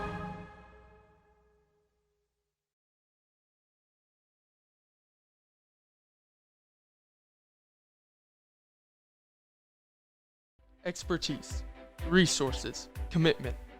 At Sullivan Financial, we offer a team approach to financial planning, offering you a broader scope of expertise than you will likely find in any one person.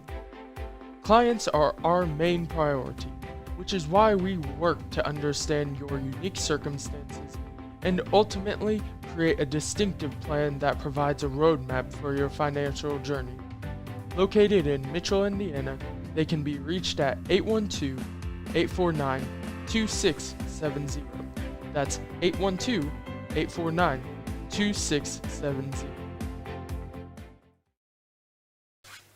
In 2012, the Washington County Community Foundation began working on its next big initiative, Education Matters. The goal of Education Matters is to increase the educational attainment of adults residing in our county. The initial focus has centered on adults with some college and no degree. With the assistance of scholarships and a peer mentoring program, The foundation began helping adults return to college to complete their degree or obtain a certification in 2013. Realizing that strength lies in numbers, Washington County partnered with Clark, Floyd, Harrison, and Scott counties to create Education Matters Southern Indiana. This initiative continues to build. United Producers Inc. We are the largest livestock marketing company in the world. We currently have 17 auction markets and 23 direct buying stations across Indiana, Kentucky, Ohio, Michigan, Tennessee, and Illinois. Our goal is to market your livestock to maximize your dollar while implementing animal safety procedures. To find your local market, visit our website at uproducers.com or contact Ryan Batt at 812-620-0769. Again, that is 812-620-0769. Farmer owned, farmer values.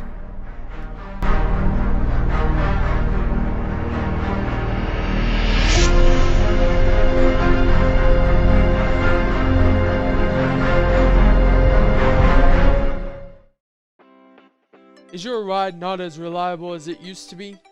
Eddie Gilstraps is the place to go.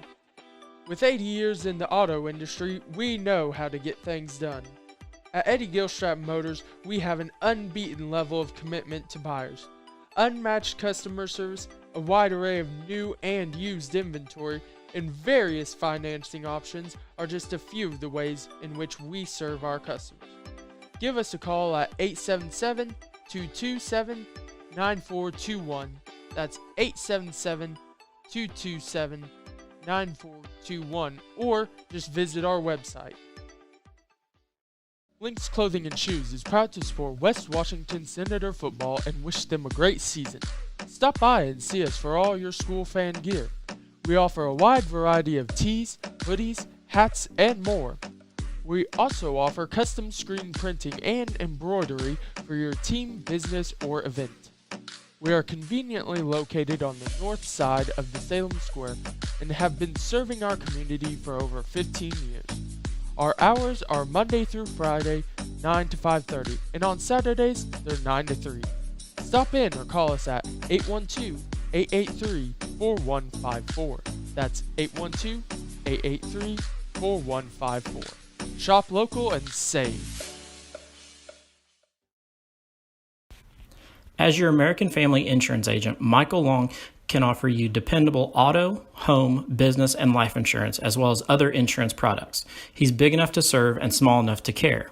His team and their unique backgrounds, trainings, and experiences have prepared them well to help meet your insurance needs. Additionally, as residents of your community, they understand how important it is to be there for you. Together, they are building strong partnerships that help everyone succeed. When it comes to your car insurance, you deserve more than a card tucked in your glove box.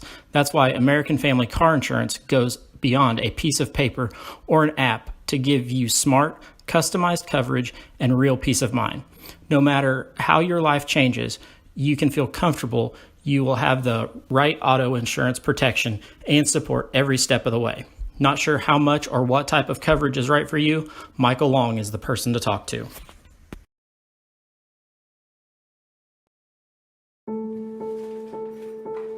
We all make choices. When it comes to alcohol, kids make choices whether to drink or not. Bye, Dad. Bye-bye. Remember, I'm going to Alex's party tonight and sleeping over. Have fun. Hey, have a seat for a second. Remind me about that party again? Alex is just And adults make choices whether to talk about it. That's true of parents and every other trusted adult in a kid's life. Kids want to know our expectations when it comes to alcohol and other drugs. They want guidance and honest answers to their questions. And it makes a difference when the message is consistent and part of everyday conversations. So talk with your kids and help lead them on a positive path. Because when you talk, they hear you. For more information about talking with your kids about underage use of alcohol and other drugs, visit underagedrinking.samhsa.gov.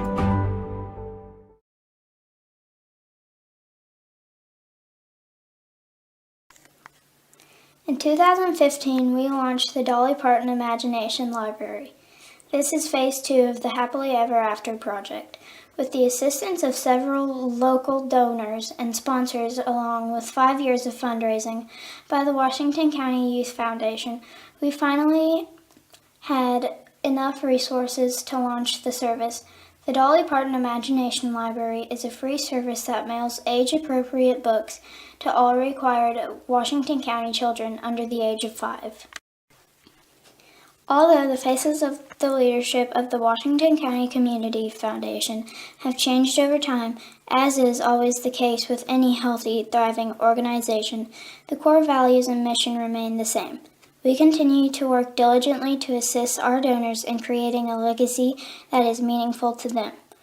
All of our success is directly related to the generosity of the sons and daughters of Washington County.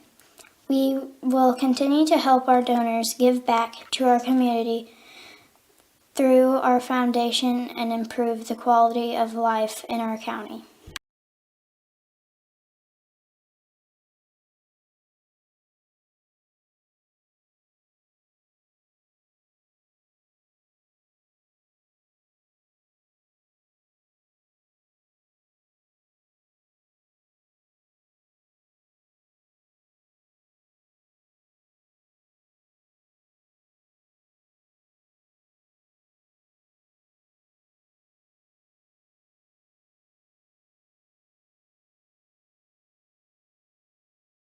.6% nationwide in Ford dealers, we pride ourselves on our no-pressure environment, honesty, and integrity.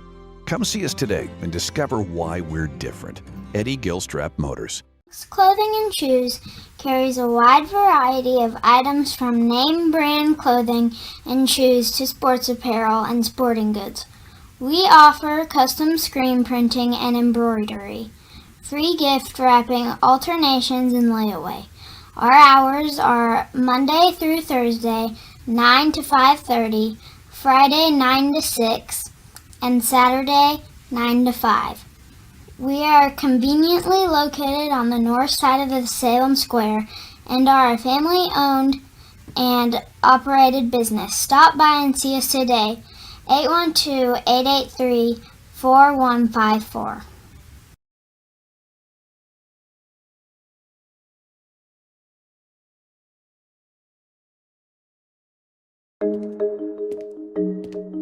When it comes to vaping, the truth can get clouded. So let's make it clear. Vaping is not safe for kids, teens, or young adults. It's just not.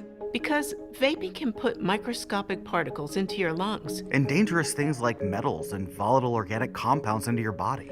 And nicotine, the same highly addictive substance found in regular cigarettes. Nicotine can harm a person's brain development through their mid-20s. Affecting learning, memory, attention, and impulse control, and priming the brain for other addictions. Vaping products also come in kid-friendly flavors that can make them appealing to youth. And many kids also use other drugs, like marijuana, in vaping devices. With appealing flavors, high nicotine levels, and lots of promotion on social media, many kids think vaping is harmless, but it's not. So talk to your kids about the risks of vaping, because when you talk, they hear you.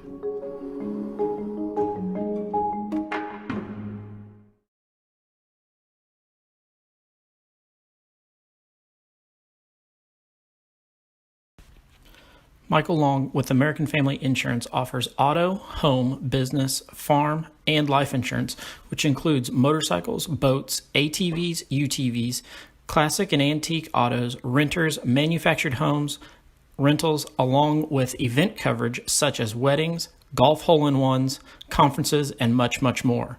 He's licensed in Indiana, Ohio, and Florida.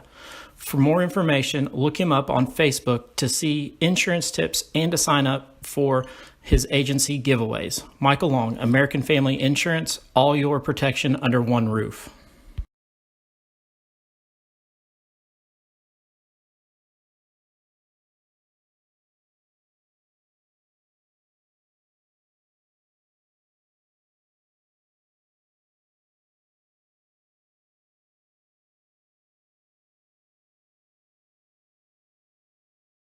Back here live at the half, Senators 28, Mitchell Blue Jackets nothing here. at the half as the Senator defense come up with 2 huge stops there on the first and goal plays there to end the half and kept Mitchell out of the end zone. First half stats, just real quickly, we'll run them down. The Jackets were led in rushing by number 9, the quarterback, Kel England. He had 8 carries for 42 yards. Number 22, Robinson, out of the backfield, had 7 carries for 9 yards. Total 15 carries for 51 yards rushing in the first half for Mitchell. Passing, England was 10 of 13 for 109 yards. And number 10, Cam Gilstrap, was 0 for 1. And that was an interception for a TD, a pick 6 by Grayson McCoy to give the Senators their first score. For the Senators rushing the football, they were led in rushing by the quarterback, Kenton Chase, had 9 carries for 90 yards and a touchdown. Hudson Kress had 7 carries for -8 yards. Just couldn't get anything going there for Hudson. Grayson McCoy with 5 carries for 56 yards, a total of 21 carries, 146 yards on the ground in the first half for the Senators. Passing, Kenton Chase threw 6 times. He was 6 for 9 in that first half for 54 yards, 2 touchdowns on the throws. And McCoy, like we said, with that pick 6, able to score a couple times here for the Senators in the first half to give them the 28-0 lead. So unofficial stats, but they're probably the unofficial close. Official stats of Unofficial West Washington live stream. stats. But that's what I got for the first half. So 28-0 here at the half, and we'll start the second half with the Senators kicking off here to the Jackets to get things underway here in the second half of play. Third quarter here about to begin, so 28-0. Those of you listening in Washington County, Eastern does trail Brownstown 35-0 at the half. Yep, so a couple scores coming in. We'll get those to you as we can. Hunt will kick off to start the second half, going to be fielded by number 14, Ashton Lumen. He'll bring it up the middle and get hit and go down at about the 38, 39 yard line. They'll spot him. So that's where they will start this first drive of the second half. 1st and 10 at their own 39 yard line. And the Jackets in a 28-0 hole here. So the Senator defense will come out. A good stand there to end the first half with those 2 stops at the 1 yard line. We'll see if the Senators can come out and stop them in the middle of the field instead of at the goal line this time. Here. Yeah. England will go out of the gun once again. 2 receivers wide to the far, 1 to the near. Robinson back there with him. They'll turn, hand it off to Robinson. He'll run it on first down, gets it into. He still keeps his feet moving. Nice, and man, nice job by him to keep running forward. Nice job by Robinson. He gets close to a first down. So he keeps his feet moving and takes it up close to a first down. Yeah, they're going to move the chain, so a gain of 10 there for Robinson on first down up to the 49-yard line, and just a straight dive up the middle. Yeah, nice run straight up the middle. Just keep your feet turning and keep, gaining the yards. So the Senator defense will regroup here at the 49-yard line. New set of downs here for Mitchell. England out of the gun. Receivers all over the place. He'll turn, hand it off. Robinson again. This time they hit him in the backfield. Rolando Brookover, the first man there. So Rolo with the hit. A loss of 2 that time. So good job there defensively by Brookover as he makes the stop. So it'll be 2nd down and 12 back at the 47-yard line for the Jackets. B&L up over Jeff 29-14 at the half. So another score coming in. We'll try to get most of them as we can to you as they come in. England here on 2nd down and 12. 2 receivers wide to the far, 1 to the near. He'll take it, wants to throw. He's got time, hits the man in the flat as he gets it out there to number 40, Jackson Kling.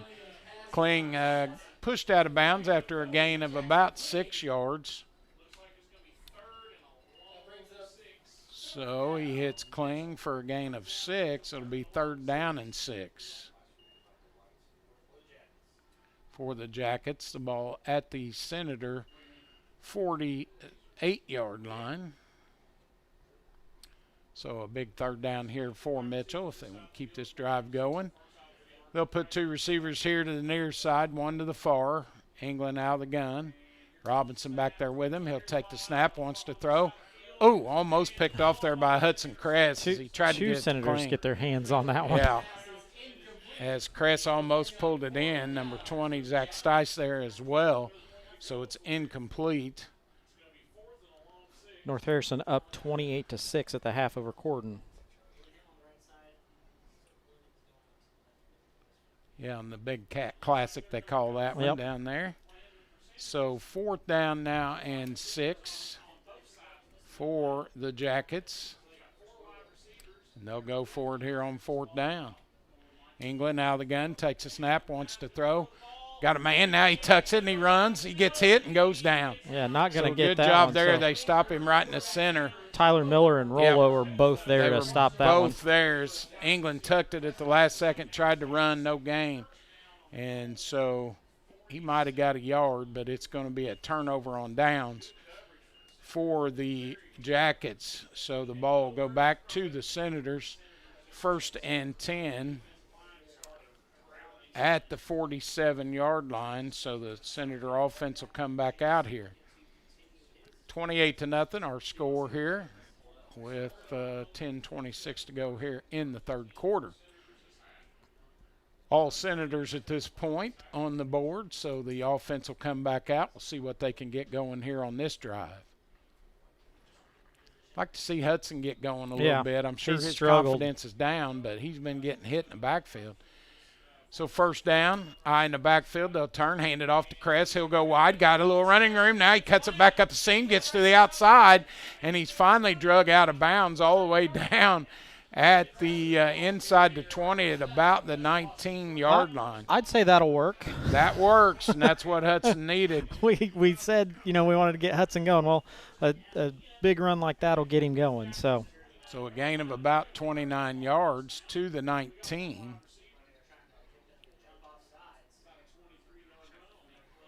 So 1st and 10 at the 19. So they'll check out, and he'll roll out, wants to throw. Kenton get pressure. He gets it away at the last minute, got it out there. Catch is made by Tyler Miller, and Miller pushed out of bounds right there at about the where's he stopped at there? About the 15, 16? Yeah, it's a 21. Oh, 21, sorry. Yeah, I called him down there. I saw where he was getting up from, so. They were actually at the 29-yard line to start that. So a gain of 8 on that pass play from 22 to 32. 8-yard reception. So it'll be 2nd down and 2 now for the Senators at the 21-yard line. Kenton under center takes it, fakes a handoff. That's kind of a broken play. Yeah, he'll take it to the outside. Got the 1st down as he goes inside the 20 to that was broken. They had a definitely broken. Running back went the wrong way, or Kenton pulled the wrong way. Either way, somebody messed up on that one. Kenton gains 3 yards. But that's a senior down to the 18. That's a senior leader there who, once he sees it's broken, hey, let's get some positive yards and get up the field.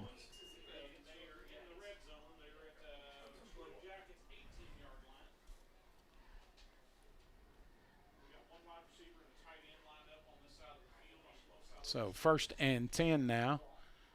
Snap will come. Kenton hands it off to Kress. He breaks a tackle, and then he gets hit and goes down at about the 15-yard line. So he picks up about 4 yards on the carry, does Kress. So Hudson with a couple positive carries here. Got 23 on that first play from scrimmage. Now he picks up 4 here. So 2nd down and 6 there at about the 14-yard line. So Kenton, now we have a timeout, West Washington. Yeah, West Washington's going to take a timeout here. 9:07 to go, so we'll take a break as well. This is your IHSAA. This is your state. This is your high school. This is your athletic association. fans, I'm IHSA Commissioner Paul Knighty, and we're here to make sure that all of this remains yours. This is your state. This is your community. This is your IHSAA. All right, back here live. Senators 2nd down and 6 inside the 15 at the 14-yard line, so knocking on the door here again. With 9:07 to go here in the third quarter of play. They take a timeout here to talk it over. Coach Lowry wanted to give his guys maybe a little bit of a break here too as well, so they'll come back out.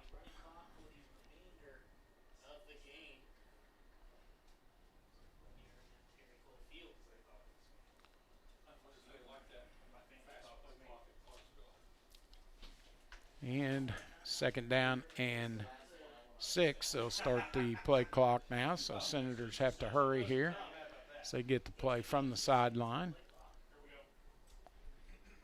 Senators still Play not clock sure down what to they're 14. doing. They're going to have to hurry here. There they go. To get this snap off. 2 receivers wide to the far side. Kent will go under center. Takes the snap here, turns, looks to run the option. He'll keep it. Now cuts it back up, goes to the outside. He's close, and he may score. Yeah, he gets right to the pylon, hands and yes, up, he's touchdown. in. So Kenton Chase with another quarterback keeper from 14 yards out. And the TD. So it goes up to 34-0.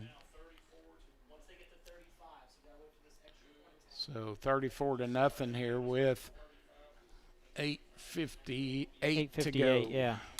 Hoping the extra point goes through here. So yeah, that'll become a running clock if they get up 35-0 here. So Hunt will come on to attempt the point after.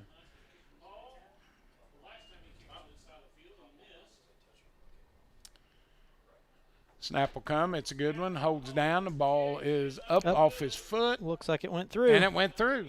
So 35-0. So it'll be a running clock the rest of this game. We're going to step aside, have a quick commercial break, and then be back for action here with the Senators leading 35-0 over the Mitchell Blue Jackets.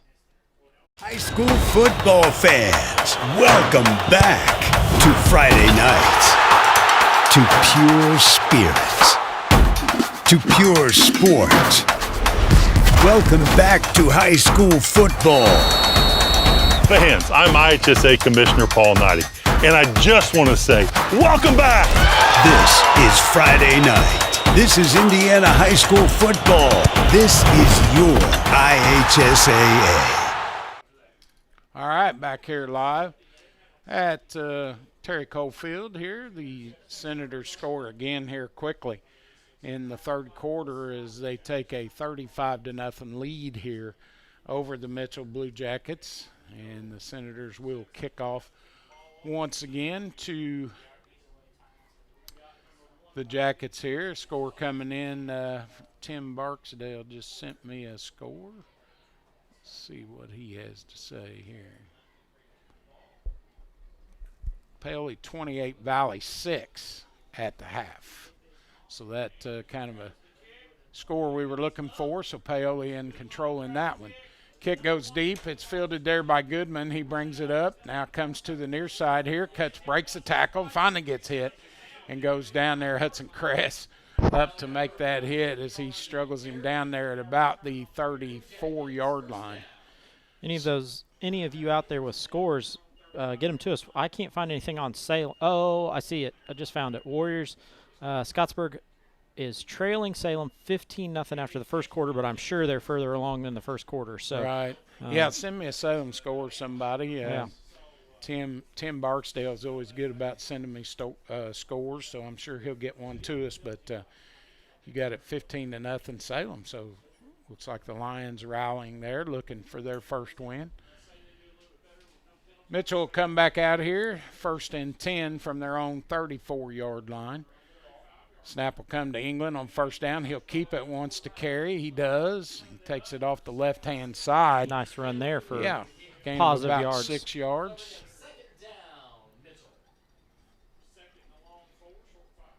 So a gain of 6 will be 2nd down and 4 for the Jackets at the 41-yard line.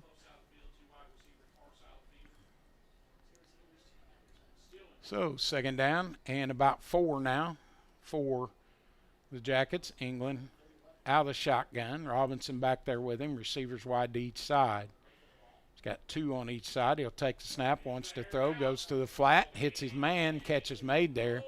But he's drugged down right away, number 3, Wigley. We've got laundry on the field already. I think we've got a illegal motion, or I'm not so sure they were lined up correctly. I think they were covered out here on this side. Yeah, they had 2 receivers on each side.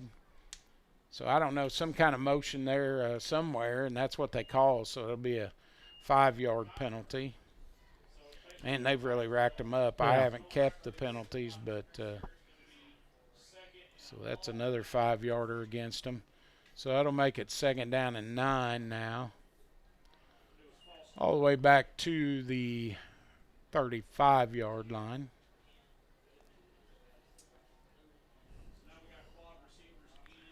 So they'll set up 2 receivers wide to each side. England out of the gun. Robinson back there with him. Snap will come. He wants to throw. Going across the center. He's got a guy there. Pretty good defense there. They could have threw the flag. Cameron was on top of him. Yeah. And that could have drew a flag, but the official didn't see the contact there, I don't think. And it's going to be an incomplete pass.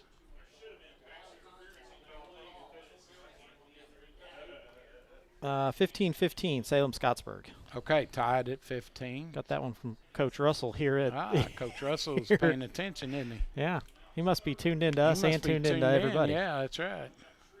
So it'll bring up a 3rd down and 9 after the incompletion.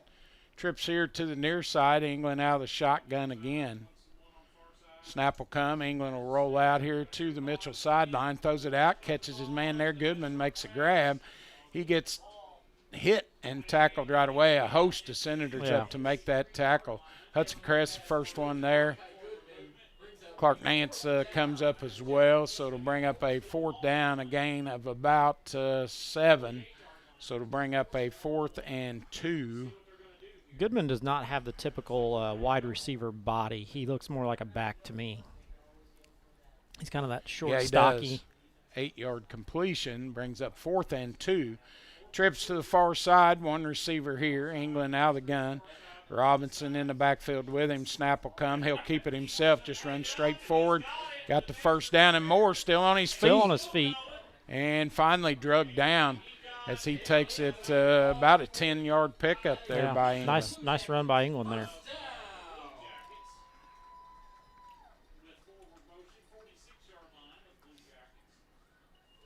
The Senators switching in some guys. It looks like we got looks like, I believe that was Tussey going out there, 61. Is that Zach Tussey? Yes. So they move it into Senator territory at the 46, so 1st and 10 for the Jackets here. 2 receivers wide to each side. England out of the gun. Snap comes. He wants to throw. Hits it out here in the flat. Goodman makes a grab. Falls down right away, or actually that was Wigley that time.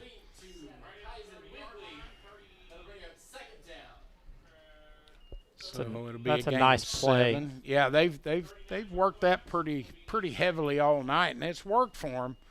2nd down and 3 now at the 39-yard line.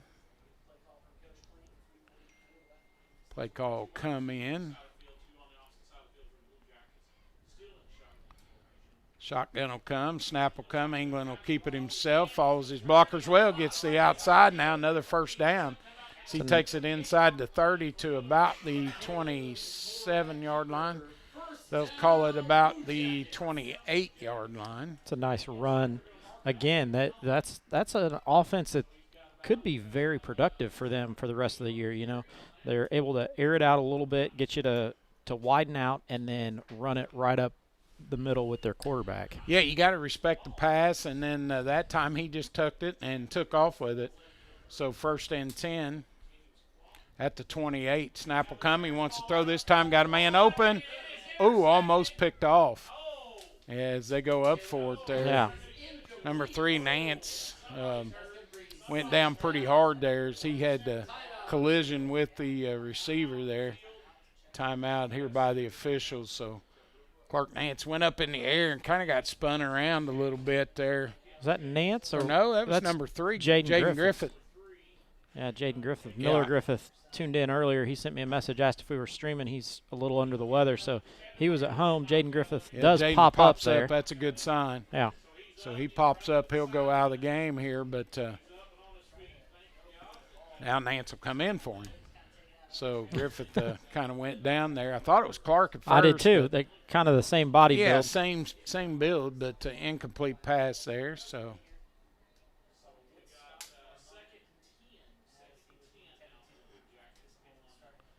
Second down and 10.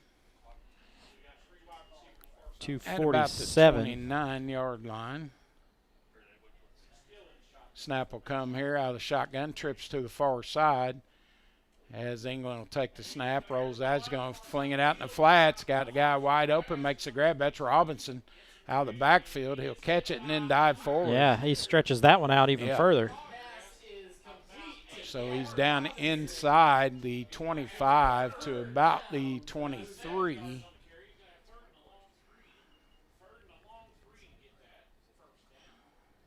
So he gains 7, 3rd and 3 at the 22-yard line. Well, it's almost 3rd and 4. They kind of backed that spot up a little bit, but anyway, a nice reception there by Robinson out of the backfield. England out of the shotgun here on 3rd down. Snap will come. He keeps it himself, just runs right behind his, and he may score. He's close as he takes it down. Churning his legs. Inside the 10 to about the 7.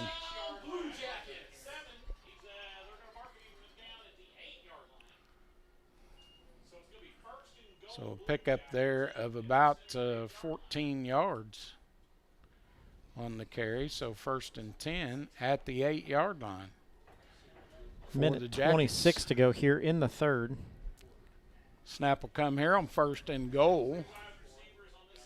It'll come. England will keep it. He runs forward, and he goes down at about the 5 or 4-yard line. 2nd goal now inside the 5 at about the 4, I believe, is where they'll spot it. Hayden Morrow came from his safety position to make that tackle. So. And just under a minute to go here in the 3rd period. Senators 35. Jackets nothing here, but the Jackets kind of knocking on the door here. 2nd down and goal from the 4-yard line. As they'll set up here. England doing a nice job with his feet there as he runs. He's going to keep it again. He'll try to go wide, and he gets hit.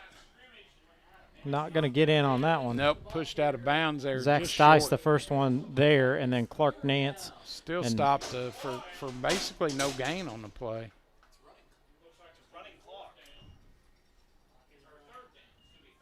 Third and goal. Still at about the 4-yard line, so no gain on that one.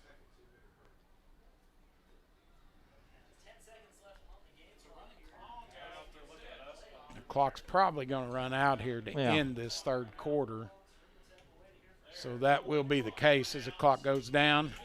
And that's the end of the 3rd quarter. Senators 35, Jackets nothing. We'll take a break and come back here with the 4th quarter on your home for Senator Sports, West Washington live stream and WWSR. Expertise, resources, commitment. At Sullivan Financial, we offer a team approach to financial planning, offering you a broader scope of expertise than you will likely find in any one person. Clients are our main priority, which is why we work to understand your unique circumstances and ultimately create a distinctive plan that provides a roadmap for your financial journey. Located in Mitchell, Indiana, they can be reached at 812-849-2670. That's 812-849-2670. All right, so we'll get set up here. 3rd down and goal for Mitchell on the 4-yard line is how we'll start. Senators come out after a third quarter where they do score one touchdown, but now the Jackets are knocking right on the door to get that score back. Yeah, so. Mitchell ran a lot of plays there in that period. Ran 19 plays in the third quarter, and they drove it down the field here all the way down to the 4-yard line. Senator defense has come up big a couple times at the end of the first half. 2 times they stopped them at on the 1-yard line. So we'll see if they can hold them out here as we get ready to go here with the fourth quarter. Senators up 35-0. Third down and goal, and I think there's a penalty. Oh, we're gonna get a timeout. No, we call a timeout with 11:58. That's a interesting one. How can we get a timeout when time is run off the clock? Not sure. I don't know how that one works. Because they have to snap the ball to start it. So we're going to go ahead and take a quick commercial break. We'll be back in just a moment. This is your IHSAA. This is your state. This is your high school. This is your athletic association.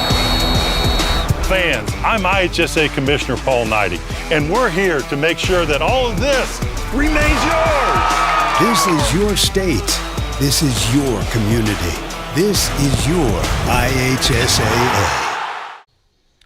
All right, back here live. Senators calling a timeout there as they put 12 minutes back up on the clock here as they got the timeout right before the snap.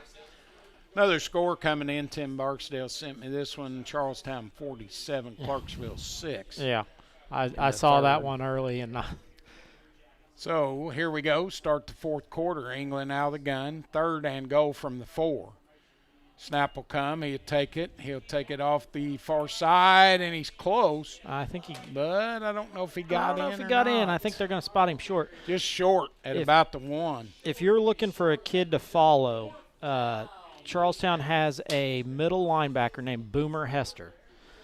In the next couple of years, you're going to hear his name a lot. He is a 3-sport athlete down there, and he had 18 tackles in their game last week, 14 of those solo and 4 of them for loss. Wow, fourth down. They go for it here on 4th and short. England gets hit at the goal line. We had a guy through there and made a hit on him, and they stop him. It'll be Senator ball. So no gain on the play, and the Senators will take over. Stopped there by the defense. So that's the second time tonight we've stopped them on the goal line to take the ball back over here at the about the 3-yard line. So Mitchell unable to get it into the end zone here, and the Senator offense will come back out. 1st and 10 with 10:49 to go here in the contest, up 35-0. Clock will continue to roll here as we have a running clock inside 35-0 score. So West Washington will get their offense back out there. And we'll looks like going. Clark Nance may be calling the plays. Yep, he comes in. They'll put the JV kids in here. And Nance will go under center to take the snap. Somebody jumped. Somebody jumped on one side defense, or the other. They call the defense first. Encroachment against the defense, I believe. So that's going to get them a little bit more wiggle room out of the end zone. 1st and 5 now up at the 8-yard line, they'll call it. Yeah, Jackets have had a ton of penalties here in this one. So Nance will go back in there.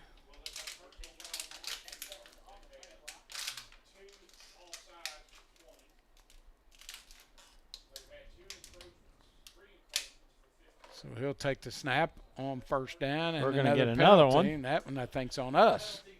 Delay a game. We're not going to get that one off. So it's going to go right back to where it started. Right back to the 3.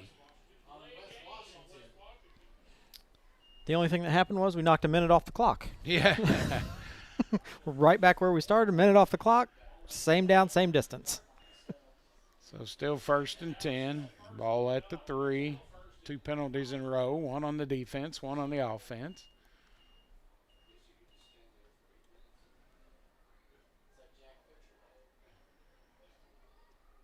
Nance comes back in with the play. So we'll go again. 1st and 10. Snap will come. He'll turn, hand it off. It goes to Hunt. Ball carry, breaks a tackle, gets it into the secondary. And, man, somebody lost that helmet.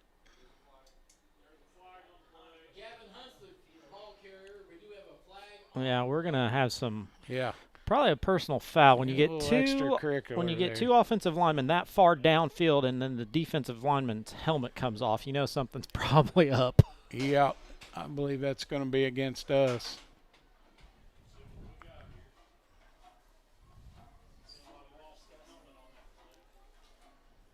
They're discussing it over there.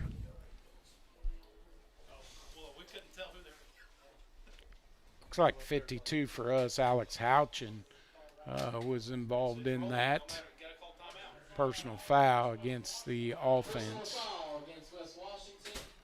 So what would have been a first down? Yeah. Now we're now is going to go half the distance. Half the distance and repeat 2nd down. So that'll take it down to about the 7-yard line. Yeah. Make it 2nd and what? Be 2nd and about 6. Yeah. At the 7. So 3 penalties in a row there. So we'll go under center to take the snap. We had movement. Now we're going to be offsides. Yep. We're driving the clock and scoreboard operators crazy here because it's forward, backwards, forwards, backwards. So that'll move it inside to 5. Yeah, so it's going to be about the 2. So it'll be 2nd down and I don't have we run a play yet that counted? No, not really. And we've knocked 3 minutes off the clock. They're still talking about it down there. Yeah, the question is, how can we not run an offensive play and we gained half a yard? Well, I'm sure that's the question. Half the distance was part of that because the 15-yard personal foul was half the distance. That would make sense. But I'm sure they're confused because they're thinking they're thinking the same thing. We haven't run an offensive play. Well, it and it's 1st down. Now they flipped the score back to 1st down. Well, they had a 1st down. I think the personal foul came after the play was okay, over. So that's a 1st down. So it should be 1st down. But I'm not sure about everybody's confused. What's going on at that point. So now they're moving the chains. So they didn't set the chains correctly after the 1st down. Okay, so now we've got 1st down. So it'll be 1st and about 16. Yeah, 1st and 16 after that penalty. At the 2-yard line. I was confused myself. Yeah. So 1st and like 16. I said, driving the clock operators Haven't nuts. ran a play other than the 1st down run by Hunt, but and now Mitchell's coach is going to ask what in the world's going on, and he's going to get the same explanation that the 1st down happened, and then we got a personal foul that backed us up. Yeah, personal foul after the play. Right.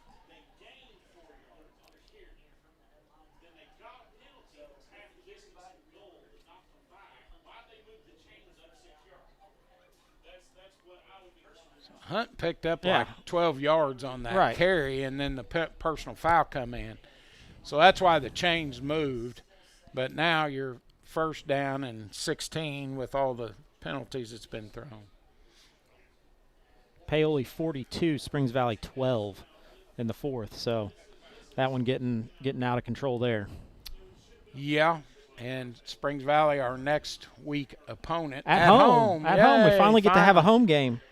Yeah, haven't had one yet this year. The Road Warriors get to stop, and we get to go home for once. Stay in Camelsburg. Yeah. The grill will be open. The grill will be open. It'll be a good night. So here we go. Now we're figuring it out. 6:53 to go. Ball on about the 2-3 yard line. Nance under center, takes a snap, turns, hands off. It goes to Hunt again. He'll go wide and pick up yardage up to about the 10. So he gets to the 1st down marker, so now we're going to be 2nd. So he gained 6. Second down, and, well, he got more than that. Yeah, 2nd and 8, he got maybe? about 8 yards on the carry, so 2nd down and 8. Ball at the 12-yard line, I believe. Nope, now they say the 11. So anyway, 2nd down and 8. 2 receivers wide here to the near side. They go under center, just a straight fullback dive there. Ball carrier, I believe, was Miller. 32, yep. And he's going to gain about 1.5 yards. Yeah, he got a couple. He's up to almost the 15. Needs to get to the 20 for a first down. So it's going to be 3rd and 5. So 3rd and 5. So about a 3-yard pickup there. Ball at the 14-yard line, we'll say.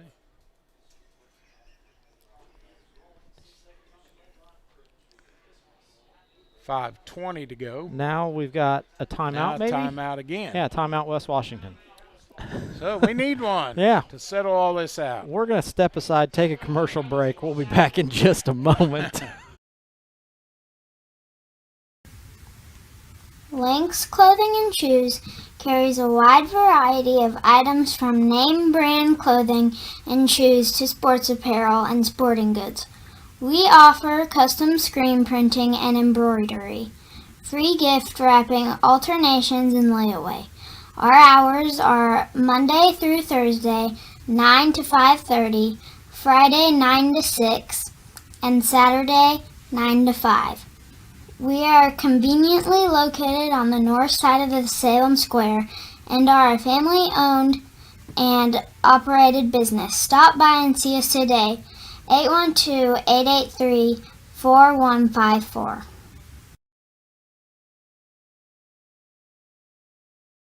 For the Senators, they roll out, want to throw it, got a man open. Oh, almost caught, but almost intercepted too. Got a hand, tipped it up, and then the DB almost picked it off from there. So the incomplete pass thrown from Nance, trying to get it out there to Cameron. It's incomplete, so it'll bring up a 4th down. Yeah, we're going to punt this one away. 5, going to have to punt. So that'll bring Kenton Chase back out onto the field to do the punting. He thought he was done for the night. Thought he was done. Had to pick his helmet up and go again. Cameron's still struggling a little bit, holding his head there. Nah, he's all right. Yeah. Maybe he's just upset because he didn't catch it. But he made every attempt and almost pulled it in. So Kenton will punt it away here. 4th down and about 5. He'll have to punt close to his own end zone. Need a good snap here. Snap is a good one. Kenton will get it away. It's a line drive kick. Going to take a bounce. Oh, and he touches it, rolls on, and we got the ball back. Yes. Nice recovery there. Nice job there as Morrow comes out of the that's pack. 5. That's Jackson that's Cameron. Jackson. He was holding his head. Yeah. He made up for it there, recovers it after the Blue Jackets. Goodman touched the ball, and that will be recovered by the Senators. So the JV offense will come back after the recovery at their own 46-yard line. 1st and 10. So Clark Nance will come back out to run the offense. He'll set up with an eye in the backfield. Miller and Hunt in there. Snap comes. Takes a snap. Hunt gets hit. Now reverses back the other way. He's got open field. He could score. He's at the 30, the 20, the 10. And, just barely pushed out of bounds at about the 4-yard, I'm going to call it the 3-yard line. Nice run there by Hunt. Yeah, so Hunt with the run as he takes it all the way down to the 1st and goal from the 3-yard line. So that ball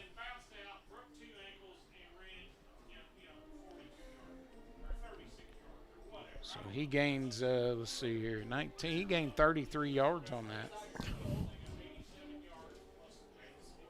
Actually, 43 yards on that. Is that the 46? Right. So 43 yards. Ooh, we oh, had we're going to be offsides on that one. We were offsides.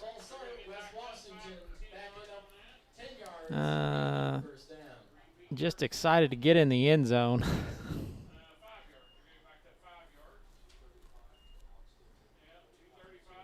Clock continues to run here.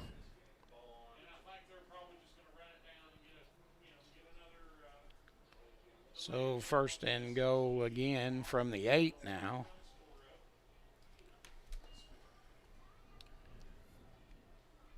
As we'll break the huddle, come to the line.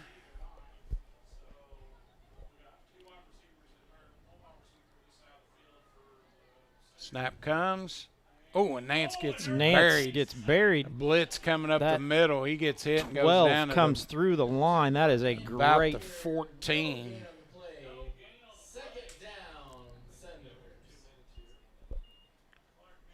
So he loses 6 yards. So second goal from the 14, 1:40 left. He come right through the middle. Yeah, right through the middle. That was right up the center. Nothing that the line. I don't think anybody touched him. Don't believe so. Snap comes here. He turns, hands off to Hunt. He tries to go wide. He gets hit. And now he gets buried. He gets backwards. buried. He's going backwards. No. Not getting much blocking up front. Knocks him back to about the 15. We'll see if the Senators get this play off here, because they can take a delay a game and then. Yeah. So under a minute now. Third and goal now at the 15-yard line.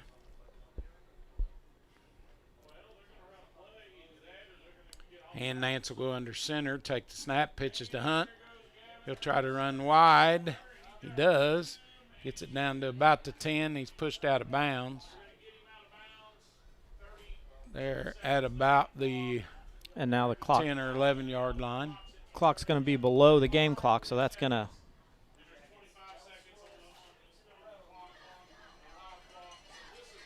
be the end of the game. That's going to be the end of the game. So it's going to end here. The Senators win 35-0 over the Mitchell Blue Jackets. A good offensive outing. Another score come in. Barksdale sent me Salem 22, Scottsburg 15. Oh, I got fourth. Darren just sent it to me the other way. Scottsburg 22, Salem 15. Maybe that's the way it is. Yeah, that's right. Okay. No, Barksdale sent 22, Salem, Scottsburg 15. Well, who knows? Who knows? Who knows? We'll check on that one for you. But anyway, we'll take a break, come back here with some final comments here from our sponsors one more time. And we'll be back here. So the Senators moved to 3-0 on the season. We'll come back with our final comments here on your home for Senator Sports, West Washington live stream and WWSR.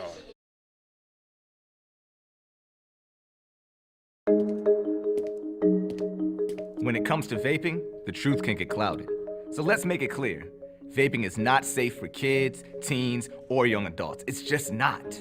Because vaping can put microscopic particles into your lungs. And dangerous things like metals and volatile organic compounds into your body. And nicotine, the same highly addictive substance found in regular cigarettes. Nicotine can harm a person's brain development through their mid-20s, affecting learning, memory, attention, and impulse control, and priming the brain for other addictions. Vaping products also come in kid-friendly flavors that can make them appealing to youth. And many kids also use other drugs, like marijuana, in vaping devices.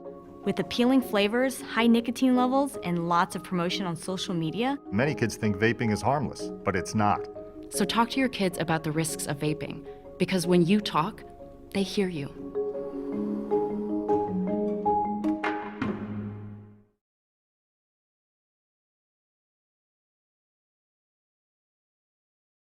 All right, back here live, Terry Cofield, Mitchell, Indiana. The Senators have their first shutout of the year, 35-0 over the Mitchell Blue Jackets here, and the defense done their job tonight. They stopped Mitchell 2 times inside the 5, twice at the 1-yard line in that first half to end the first half, and then stopped them down there on that final drive that they had down to about the 2-yard line. So great job by the defense here. Offense looked good as well, for the most part until we subbed there at the end. But, it was a great job by the Senators to get this win here tonight and go to 3-0 on the year.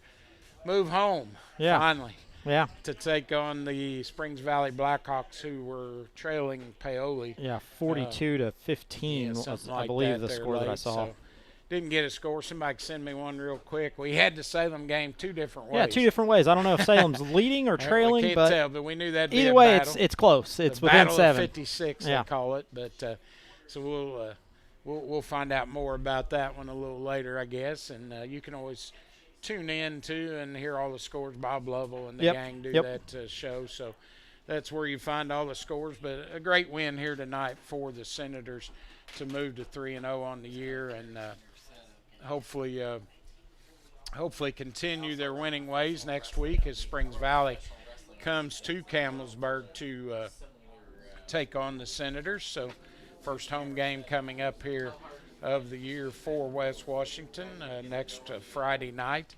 They're at home. Grill will be open, and just a great atmosphere there for high school football. Didn't get our final stats in.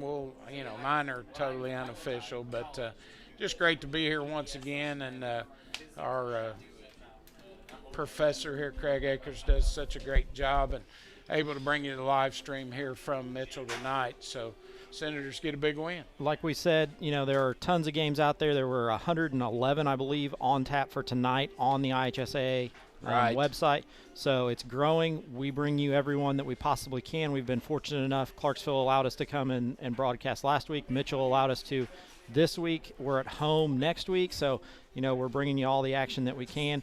Want to give a big shout out to Bubba. Thanks for making the trip, and Coach Mills, who is unable to be with us. Hopefully he's doing well at home. He hasn't sent me a message. Normally he does during the game, but hasn't sent me one yet. But hoping he's doing well. So yeah, we hope so. And a lot of sickness going around, so hopefully everybody gets well, takes care of themselves, and just a great win here tonight for the Senators, 35-0. Over the Jackets. They moved to 3-0 on the year and 1-0 in the conference here. So that conference race is going to start shaping up a little bit. We've got a lot of conference games coming up starting next weekend against Springs Valley there at home. So that should be a good one, and we'll have all that action for you as well here on West Washington live stream and also WWSR, bringing you that contest next Friday. Real quick, I want to thank our sponsors. We'll run them down. The Washington County Community Foundation, Lynx Clothing and Shoes, Eddie Gilstrap Motors, Raymond James Investment Group, Jamie Sullivan bringing you that, United Producers, American Family with Michael Long. Yes. The Youth Prevention of Washington County, that's one that we picked up that's new this year. Had them at the end of last year, but brought them in again for football. Actually, they're on for all 3 seasons. So, big thanks to them. And then Bat Farms, which we just picked up this past week. We thank them for coming on board too. And if you want to do some sponsorship here, I mean, every bit of this goes towards our school programs. Yep. So, it helps the live stream. It helps us be able to do this. Plus, it also helps our school. And you can contact Craig, or you can contact Athletic Director Darren Russell there at the school for more information about that. But, yeah, we'd love to pick up a few more. Yeah. We actually even had an anonymous donation to allow Landon, who is, battling sickness, is unable to be at games, is unable to be at school. We picked up a donation for him to be able to watch all of them, so he has every game all year. Yeah, that was huge, and thanks to that donor for doing that. I tell you, that's a great thing. A lot of support's been shown for Landon. I'm wearing one of the wristbands now, and so got to pick up my shirts at Link, so I haven't got those yet, but I'm going to get those picked up. So our thoughts and prayers out to Landon and his family as he continues to fight that. But Landon's a a great kid and a good fighter, and I'm sure he's ready for that battle, and we'll keep continuing to pray for him as things go and move along here in his recovery, hopefully. So guess that's all the time we've got tonight. So for the Professor Craig Akers, this is Bubba Abbott. We say God bless you, and we'll send it back over to the studio.